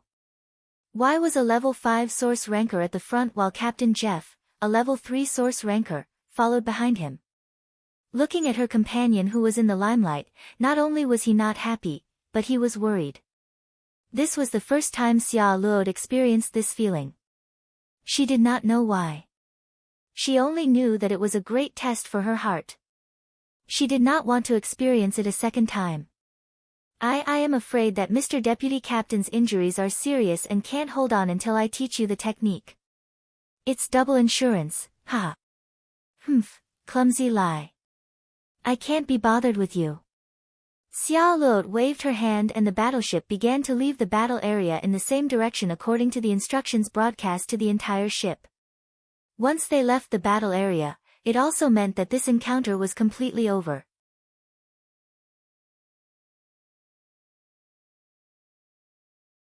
Chapter 160. Vincent. You are one of Vincent's men. In front of the St. Paul's captain's room, a tall brown-haired beauty looked at the black-haired, golden-eyed young man in astonishment. What's going on? The flood has washed over the Dragon King's temple. Family? Wait, that's not right. Vincent is only 20 this year. Why haven't I heard that he has a younger brother? Furthermore, if you are a member of the Akot family, you shouldn't have come. I have already sent a letter to Vincent. There is no need for him to send anyone else. Your Majesty, are you referring to the letter that states that you will arrive at the Twin Horns port in the middle of April? You have seen the letter. Of course. In order to help you get through this difficult time, the necessary information is necessary. The head of the family has already shown me the letter. Under the astonished gaze of Isabella, Luoya reached into his pocket with a calm expression and took out a golden sealed letter. Then, he transformed on the spot. Your Majesty the Queen, this is a keepsake that my brother gave me before I came here. However, due to the fact that the Twilight Sage Association's delivery involves the attributes of space and time, this letter is as fragile as if it has been placed there for hundreds of years. Please be careful. As Luoya spoke, he passed the letter to Isabella with both hands. Looking at the woman, his eyes were filled with smiles and friendliness, as though he already knew of the relationship between her and his brother. The brown-haired queen was taken aback. She hesitated for a moment before accepting the letter. Why is this fellow so good at deceiving others? Behind Luoya, the brown-haired young lady was trying her best to control her facial expression. She was speechless to the extreme. She was impressed by the young man's ability to link everything together and treat it as a stitched monster. This fellow. It is fortunate that I was prepared. Otherwise, I might have been deceived by him as well. The young mistress was unconsciously rejoicing. On the other hand, the queen caressed the familiar letter and observed the brittle paper in astonishment. Just as the saying goes, no matter how one tries to hide it, the traces of time cannot be erased. Buckwheat paper is tough and durable. It would probably take hundreds of years for the paper to become so brittle. I didn't expect such a thing to happen. Was it a scholar who sent you here? Isabella's doubts were mostly eliminated by the evidence, but she still didn't completely let down her guard. Faced with a new problem, Luoya pondered for a moment and shook her head. My apologies, Your Majesty. Although I know that the ones who sent us here are the members of the Twilight Sage Association, I am not one of them. I have only heard about them from my elder brother. Thus, I do not know who they are. What does he look like? I'm not sure. In fact, we can only see a blurry figure. In the face of Her Majesty's interrogation, Luoya answered with a troubled expression. However, not only did this "I don't know" answer not arouse Isabella's suspicion, but it also made her completely believe in Luoya. The Dusk Sages Association was an organization where all the powerful individuals in the world were united for a common goal. As outstanding individuals or even rulers of various domains, the members of the Dusk Sages Association were likely to have grudges against each other. In order to not affect their work efficiency, none of the members of the Dusk Sages Association showed themselves. Even their voices were masked. Scholar was a senior member of the Twilight Sage Association. Her supernatural powers were outstanding, but she was also extremely cautious. If Luoya revealed her appearance, Isabella would probably start a war without hesitation. Luoya's suspicions were basically eliminated. Isabella then turned her gaze to Xia Luot, whose hair color was similar to hers. The black-haired young man's heart skipped a beat when he saw this, but he didn't expect that. Xia Luot was even better at acting than him. Realizing that Isabella was looking at her, Xia Luot paused for a moment. The next moment, tears suddenly welled up in her eyes. The reddish-brown-haired young woman trembled as she stretched out her arm and opened her palm. In the center of her palm, a sparkling gemstone trigger was placed flat on her palm, shining brightly. This is my keepsake, Your Majesty Isabella. Please help the Sorofia family on account of our relationship as fellow humans. What? Faced with the crying young woman and all sorts of information, Isabella was rather confused. Xia Luot sobbed as she told the story to the queen's astonished and confused gaze. It was 200 years ago when the Sorofia family broke away from the human army and migrated to the south. Some of the weaker members of the Sorofia family fell behind and didn't manage to catch up in time. As a result, they were captured by the Austin Empire and forced to join the empire. They were then assigned to be under the rule of the Milton family. The Highland elf bloodline was naturally sensitive to money. The Milton family took advantage of this to force the Sorofia family to do business in order to earn money. However, due to historical reasons, the Sorofia family was discriminated against as traitors and lived in persecution and suffering. Family curses and bloodline curses were continuously broken for more than 200 years, causing the Sorofia family to be unable to fight back. The current head of the Sorofia family, Bruce, was deeply worried about this. However, he accidentally heard about the existence of the Sorofia kingdom from the Akkad family. For the future of the Sorofia family, he ordered his daughter, Xia Luot, to bring the family's only ancestral secret treasure, the stone trigger, as a keepsake and ask for help from the Serophia royal family. As this mission required a Highland elf bloodline holder, Xia Luot volunteered herself. With the combination of the two, she was finally qualified to follow Luoya and be sent here by the curses. She also succeeded in meeting her own people. Xia Luot told the story with tears in her eyes. Her sincere complaints attracted the attention of everyone nearby. Not to mention Isabella, if it wasn't for the fact that Luoya knew about Xia Luot's background, even Luoya would have believed her. How could this person be so good at lying? Luoya looked at the crying young woman and sighed in her heart, the same as what Xia Luot had 5 minutes ago. However, she had to admit that the duet of this unscrupulous fiancé couple was indeed effective. I didn't expect that the people who were separated back then actually survived.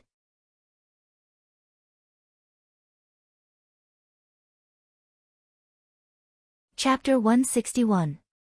What was the background of Vincent and Isabella's era? Luoya didn't have time to flip through the book because he entered the historical period too suddenly. But with his excellent memory of historical records, he could vaguely recall the general trajectory of Vincent's life. It was the 261st year of the Third Era. This year was a familiar year in the eyes of future historians because this was the period of the First War of the Mutated Species. In the eyes of the later generations, this period of time was terrifying and dark. Everyone who read history books focused their attention on the eastern region and the subsequent large-scale human battles. No one cared about the kingdom of Sophia in the distant south. In the subsequent wars, human literature was destroyed by the flames of war. Not even 1 out of 10 remained. This could be said to be the reason why there were almost no records of the kingdom of Sophia in the future. But today, Luoya learned something else and discovered that the kingdom of Sophia, or at least Queen Isabella, didn't seem to be so far away from the world and enjoyed a paradise alone. 6 disasters. Sister Isabella, what is that? Oh, Vincent didn't tell you, right? Well, he's very tight-lipped. The brown-haired woman listened to Xia Luot's question and said so. Then she looked at the 2 people in front of her and smiled helplessly. Actually, in theory, I should keep it a secret, but because of our race, everyone on the ship basically already knows, so I'm too lazy to keep it a secret. Luoya, you have already read the letter before, right? Aren't you curious about what the egg is? Wait, don't tell me. That's right, the golden ship received a commission from the Sage Society to transport the 6 disasters egg. The brown-haired queen said so. She turned her head and looked at the white sail outside the window. She raised her hand and took a sip of wine. After pondering for a long time, she suddenly asked a question in a heavy voice. You too, do you believe in fate? Fate? Hearing Isabella's question that came out of nowhere, Luoya and Xia Luot were both stunned. The black-haired boy was hesitant about this mysterious question. The girl who had more right to speak thought for a while and slowly said. The scope of fate is too broad. It has different meanings depending on the target. What kind of fate do you mean by fate? What kind of fate? If I have to say, it's humans. Huh? Isabella's answer made Xia Luot's eyes widened in confusion. Luoya was also confused and couldn't help but complain in his heart. What's going on? Fate can't satisfy you two anymore. Is the prophecy of the apocalypse? Luoya's face twitched when he thought of a long series of numbers such as 1999, 2012. He suddenly felt that Isabella's words were a little unreliable. Although the Highland elves were good at divination and were rumored to be able to observe fate, in fact, it was difficult to accurately observe the fate of a single person in this world with extraordinary power, let alone the fate of the entire human race. In the end, fate was like a thread. The most terrible thing was variables. The fate of the entire human race was too many variables. It was impossible to control it. Wouldn't the result be a fantasy? Luoya complained in his heart. Xia Luot, who knew the industry, was also puzzled. Isabella looked at the two who wanted to say something but didn't care. She shook her wine glass and asked the second question. It has been more than 200 years since we moved to the new world from the west. The current human world has just recovered from the disaster. A new world is being developed and a new order is being established. The great catastrophe at the end of the Second Age was ultimately defeated by the tenacity of the human race. But have you ever thought about one thing? In the distant past, in the ancient times that can only be glimpsed from myths and legends, where did the powerful civilizations with extraordinary power go? This. Isha Bela's words made Luoya and Xia Luot speechless. Indeed, the existing human families with ancient bloodlines were quite powerful. People like Heathcliff could even lead and establish a country. Then, the question was, where were the real angels? It wasn't just the angels. Putting aside the giants, who were obviously barbaric races, the Highland elves had many unique spells and technology.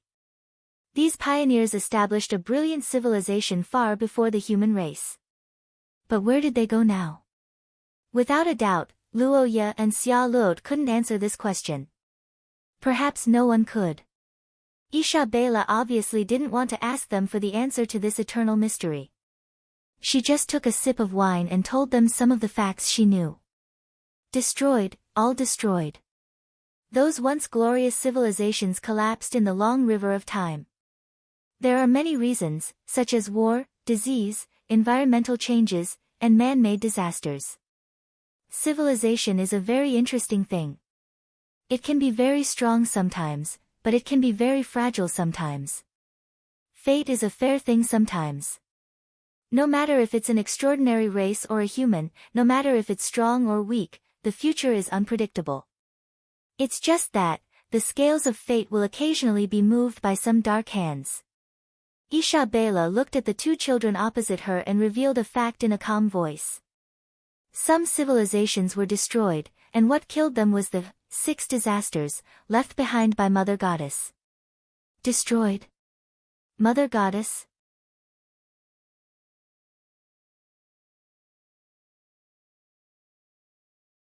Chapter 162. Bloodline Reconstruction. What the hell was that? And what exactly was the crown stone? Luoya was dumbfounded as he looked at the inexplicable notifications in the system. He had never thought that this disaster, which was related to the rise and fall of human civilization, would have something to do with his bloodline. Ding! Bloodline reconstruction successful. Detected crown stone variant. Initiating preliminary evaluation. System evaluation, absorbable. Recommended absorption level.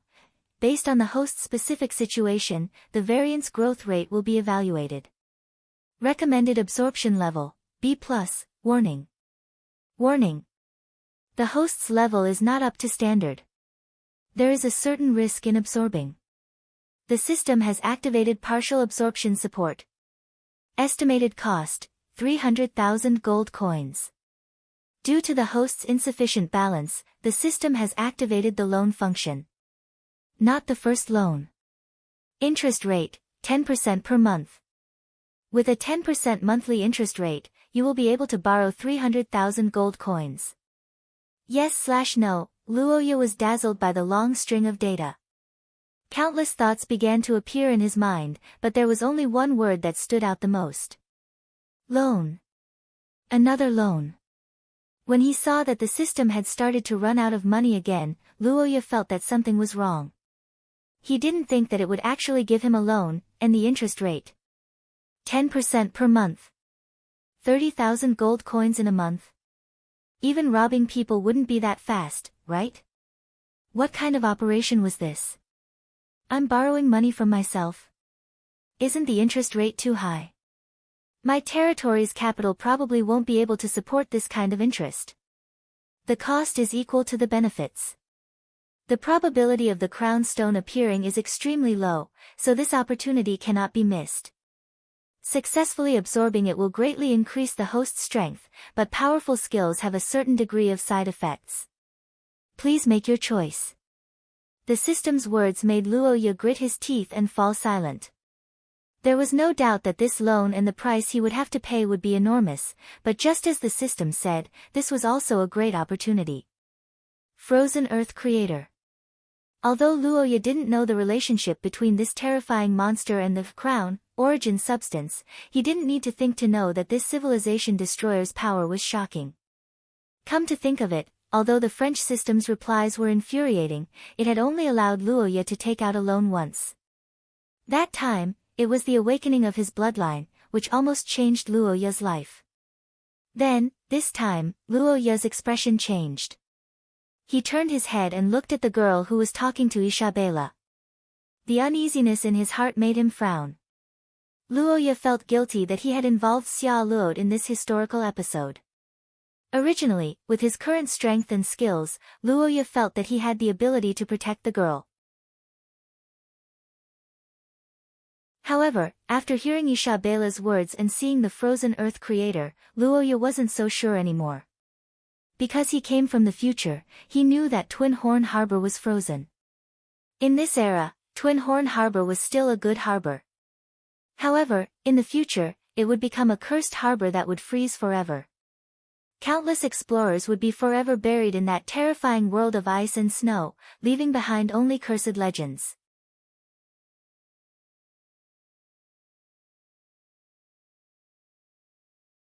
Chapter 163. Inside the cabin, the crisp sound of gemstone triggers rang out continuously. The shattered gemstones turned into golden dust that hit Luoya's body and gradually dissipated. Xia Luo's frozen earth maker's surroundings had turned into a sea of fire under the bombardment of gemstones. Layers of heat waves slightly recovered Luoya's condition, but these flames only lasted for a moment and extinguished themselves a few seconds later. The flames of the curse power were like candles in the wind under the even stronger chill power of the curse power. However, Milady didn't care about this at all. More than a dozen gemstones were enough to warm Luoya up a little. Her real trump card wasn't here. Boil. Seal. The reddish-brown-haired girl's emerald eyes glowed brightly. Her bloodline surged as she pointed the trigger forward. Her majestic aura was like that of a queen commanding thousands of troops. Under Xia Luo's command, the golden liquid metal soldiers responded. Buzz. Violent buzzing and vibrations began to emanate from the hull of the ship.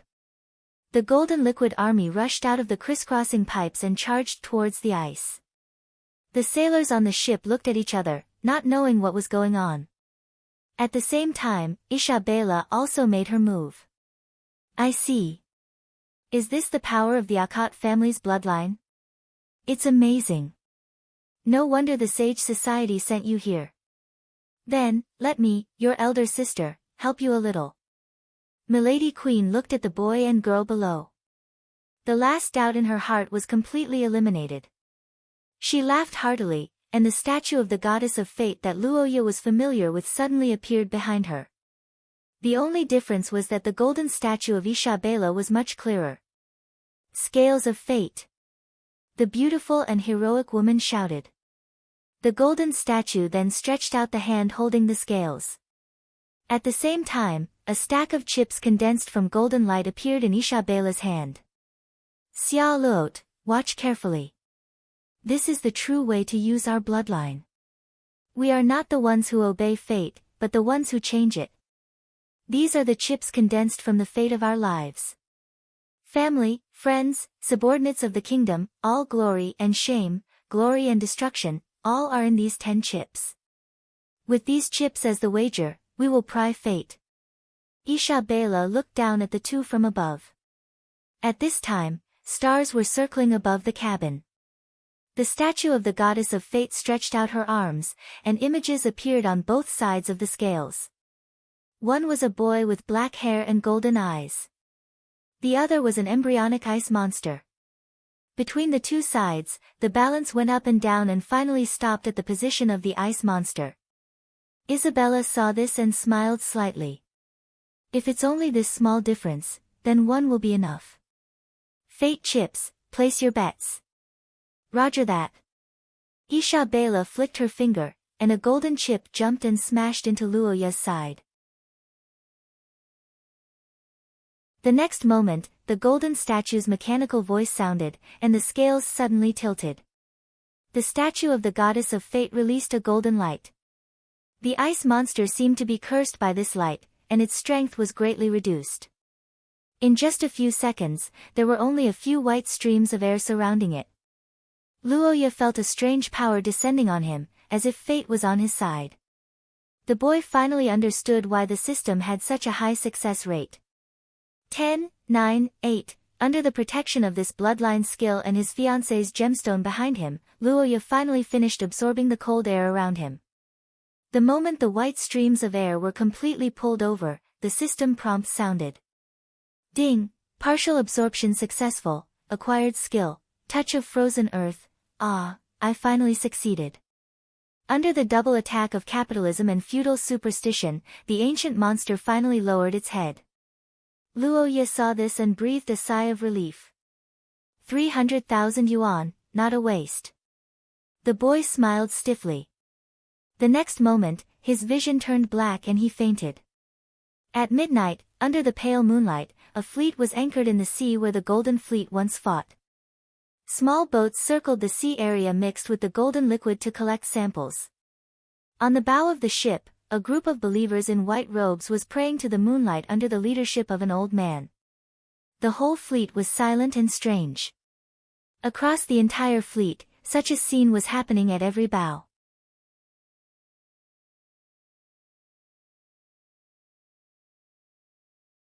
Chapter 164. In the dark valley, Luoya stared blankly at the distant mountains that seemed like an iron curtain. In front of him, the blonde woman on the throne appeared from the darkness. Her exquisite figure was covered in an ancient robe, and her blonde hair emitted a faint golden light in the darkness. We meet again. It seems that you have successfully survived the crisis, but I didn't expect that you didn't use my blessing. Should I praise you for this? Or did you do it on purpose? On purpose? What do you mean? Fear, worry. These are the emotions that humans naturally have towards us. To a certain extent, powerful beings are connected with fear. Being afraid of being interfered with and controlled is an instinct of living beings. Under the dark mountain range, the sunlight was dim. Luoya looked back at the blonde woman's eyes that were emitting light. He remained silent for a long time about her speculation and observation. I'm not on guard against you. In the end, rather than saying that I don't want to use your skill, it's better to say that I don't want to use it. Don't want to use it?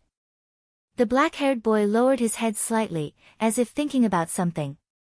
Under Pei Tila's gaze, he said faintly, I have a premonition that danger is approaching. It's just that the previous small skirmishes are far from the time to reveal my trump card. The strongest power is used in the most dangerous moment. This has always been my principle. Oh. I didn't expect that you would cherish my blessings so much. To be honest, hearing you say that makes me feel good. Indeed, cherishing my blessing is respect for me. It's good to know how to respect. Pei Tila raised the corner of her mouth, and a smile appeared on her beautiful face. However, she also had some doubts. But to be honest, the difference between your true self and your age is quite big. True self? That's right. This space is my world. Even if you can come in, you can't deceive me here. The you here is the real you without any disguise. So it's like that. No wonder I keep having a strange feeling. Luoya nodded. He finally understood why he felt unnatural after coming here. The blonde woman leaned on the throne and looked at the boy. The light in her eyes intensified. No matter what, since you fulfilled the first promise and met me again, I should show you some sincerity. Pei Tila's vertical pupils shone brightly. She stared at the black-haired youth and locked eyes with him. At this moment, Luoya felt his eyes burning and couldn't help but narrow them. What did you do? Hee, it's just a small gift. You'll notice it when the skill is activated. Pei Tila smiled as she looked at Luoya. She seemed to be staring at something far away. After a long while, she opened her red lips as if she had thought of something. By the way, I heard that guy say that he wants to ask questions, right?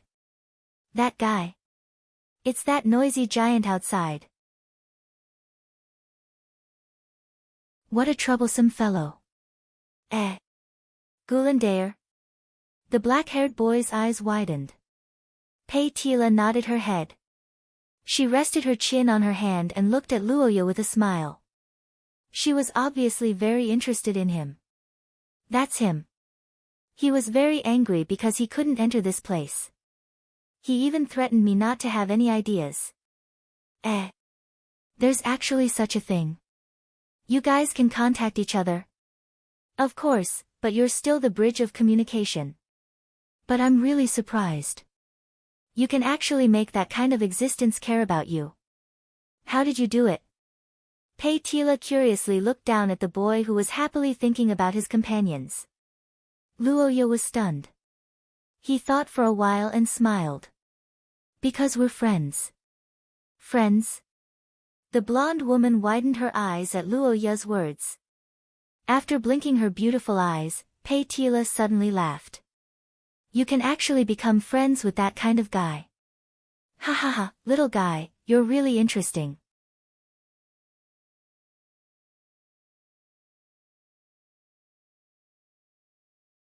Chapter 165. In the cabin, when Isabela's words reached Xia Luo's ears, the reddish-brown-haired girl's body stiffened. Sister Isabela. What did you say? You didn't hear me clearly. Seriously, we don't have much time to waste now. The brown-haired woman frowned when she saw Luoya's condition. She pushed Xia Luo to the bed despite the cold air. Her Majesty Queen tried her best to maintain her composure. She pointed at the black-haired boy's lips and said, "Kiss him." Now. No, why do you have to do this? Xia Luo's body flashed with light as she maintained Luoya's state. However, her face instantly flushed red. Her mind was filled with question marks as she looked at her sister behind her. Isabela was helpless when she saw her sister's innocent look. Her Majesty Queen looked at her younger sister and couldn't help but worry. Xia Luo was perfect in her eyes. She was beautiful, kind-hearted, and a good child. She was also extremely talented. Even Isabela didn't dare to say that she was better than her. However, there was one thing that made Her Majesty Queen speechless. She was too pure in her feelings and was too shy. The heroine Isabela recalled her love experience. She remembered that when she first met Vincent during her travels, she was beaten up by him in the ruins. At that time, Isabela was young and hot-blooded. She was proficient in gemstone spells. She didn't hold back and beat Vincent until his face was swollen. In the end, she accidentally triggered a trap and the two of them were trapped underground. What happened next could be said to be a reversal. Although Isabela was powerful, she only wanted to obtain the treasures in the ruins. She had no interest in archaeology. On the contrary, Vincent, who was beaten down, relied on his knowledge to find a way out. The two of them turned from enemies to friends along the way and worked closely together. Finally, they managed to escape with their lives. To be honest, Isabela had always felt that this episode was quite strange. She even suspected that Vincent had some strange XP. However, Vincent had been quite normal all these years, so she didn't think too much about it. After that, Vincent traveled with Isabela's team to many places. His strength grew stronger as time passed. However, as the heir to the kingdom of Sofia, Isabela did not reveal her identity. A year later, the journey ended. Isabela, who knew what her little brother was thinking, could only leave with a kiss and a sigh before leaving without saying goodbye. It wasn't until 5 years later that the two of them met again at the evening sage club. Although Vincent couldn't see her face and her voice had been altered, he still vaguely recognized Isabela. The two of them, who met again, felt guided by fate. Their old feelings for each other were rekindled, and they finally got together. There was no doubt that Isabela and Vincent's relationship was a result of many twists and turns. Although they were engaged, it was actually a free-spirited relationship. It was a relationship that was deep and could withstand many twists and turns. However, in Isabela's eyes, her little sister's relationship with Xia Luo was not. An engagement that required benefits was a taboo for the Sophia family. In fact, because of the loyalty source substance, the Sophia royal family's females had the right to refuse an engagement. Situations like Xia Luo's situation were very rare. It could only be said that the Sophia family had lost this fine tradition after hundreds of years of independent development. When they first met and discovered that Xia Luo was a super genius, Isabela should have cancelled her engagement and given her freedom. However, the identity of Luo Ya's little brother made her feel helpless. More importantly, although it wasn't obvious, Xia Luo seemed to be really moved. Xia Luo, he's your future husband. What are you afraid of? No, actually, our engagement can be annulled, it's not about the engagement. Don't you like him? Isabella's straightforward shot was as if she had ripped off Charlotte's concealment. The girl's eyes widened and her face turned as red as blood. I didn't, huh? You didn't? The queen snorted at the brown-haired girl's feeble explanation. At the same time, she was angered by her hurried denial. She thought for a moment and stared into Xia Luo's eyes. Well, since you said so, I'll give you two choices. If you like him, you can save him personally. This is a great opportunity. Originally, there was only an engagement, but you can rely on saving his life to truly connect with him and gain a deeper bond. If you don't like him, then leave. I'll use conventional methods to maintain his condition. No matter what, his life won't be in danger. Isabela's words stunned Xia Luo. Her gaze became conflicted and her body began to tremble. The queen sighed when she saw this. Suddenly, her heart softened. She looked at her younger sister and said earnestly, Charlotte, our origin substances pretty much guarantee that we will be faithful to one person until the end of our lives. There are countless women in our clan who are too ashamed to pursue a relationship and end up in a tragic state. Do you want to follow in their footsteps? Think about your opponents. It's almost inevitable that other girls will appear around a boy like Luoya. If you don't have enough bonds with him before they take action, how do you plan to protect your family? Isabela's last sentence was like a violent blow to the brown-haired girl's body. Xia Luo's eyes flashed with the shadows of two girls, one with blonde hair and the other with silver hair. In the end, her attention returned to the word family. Her confused gaze gradually became firm and her body gradually stopped trembling. Fine, it's about time. Isabela secretly clenched her fists. Xia Luo also felt that she had made up her mind. I understand, Sister Isabela.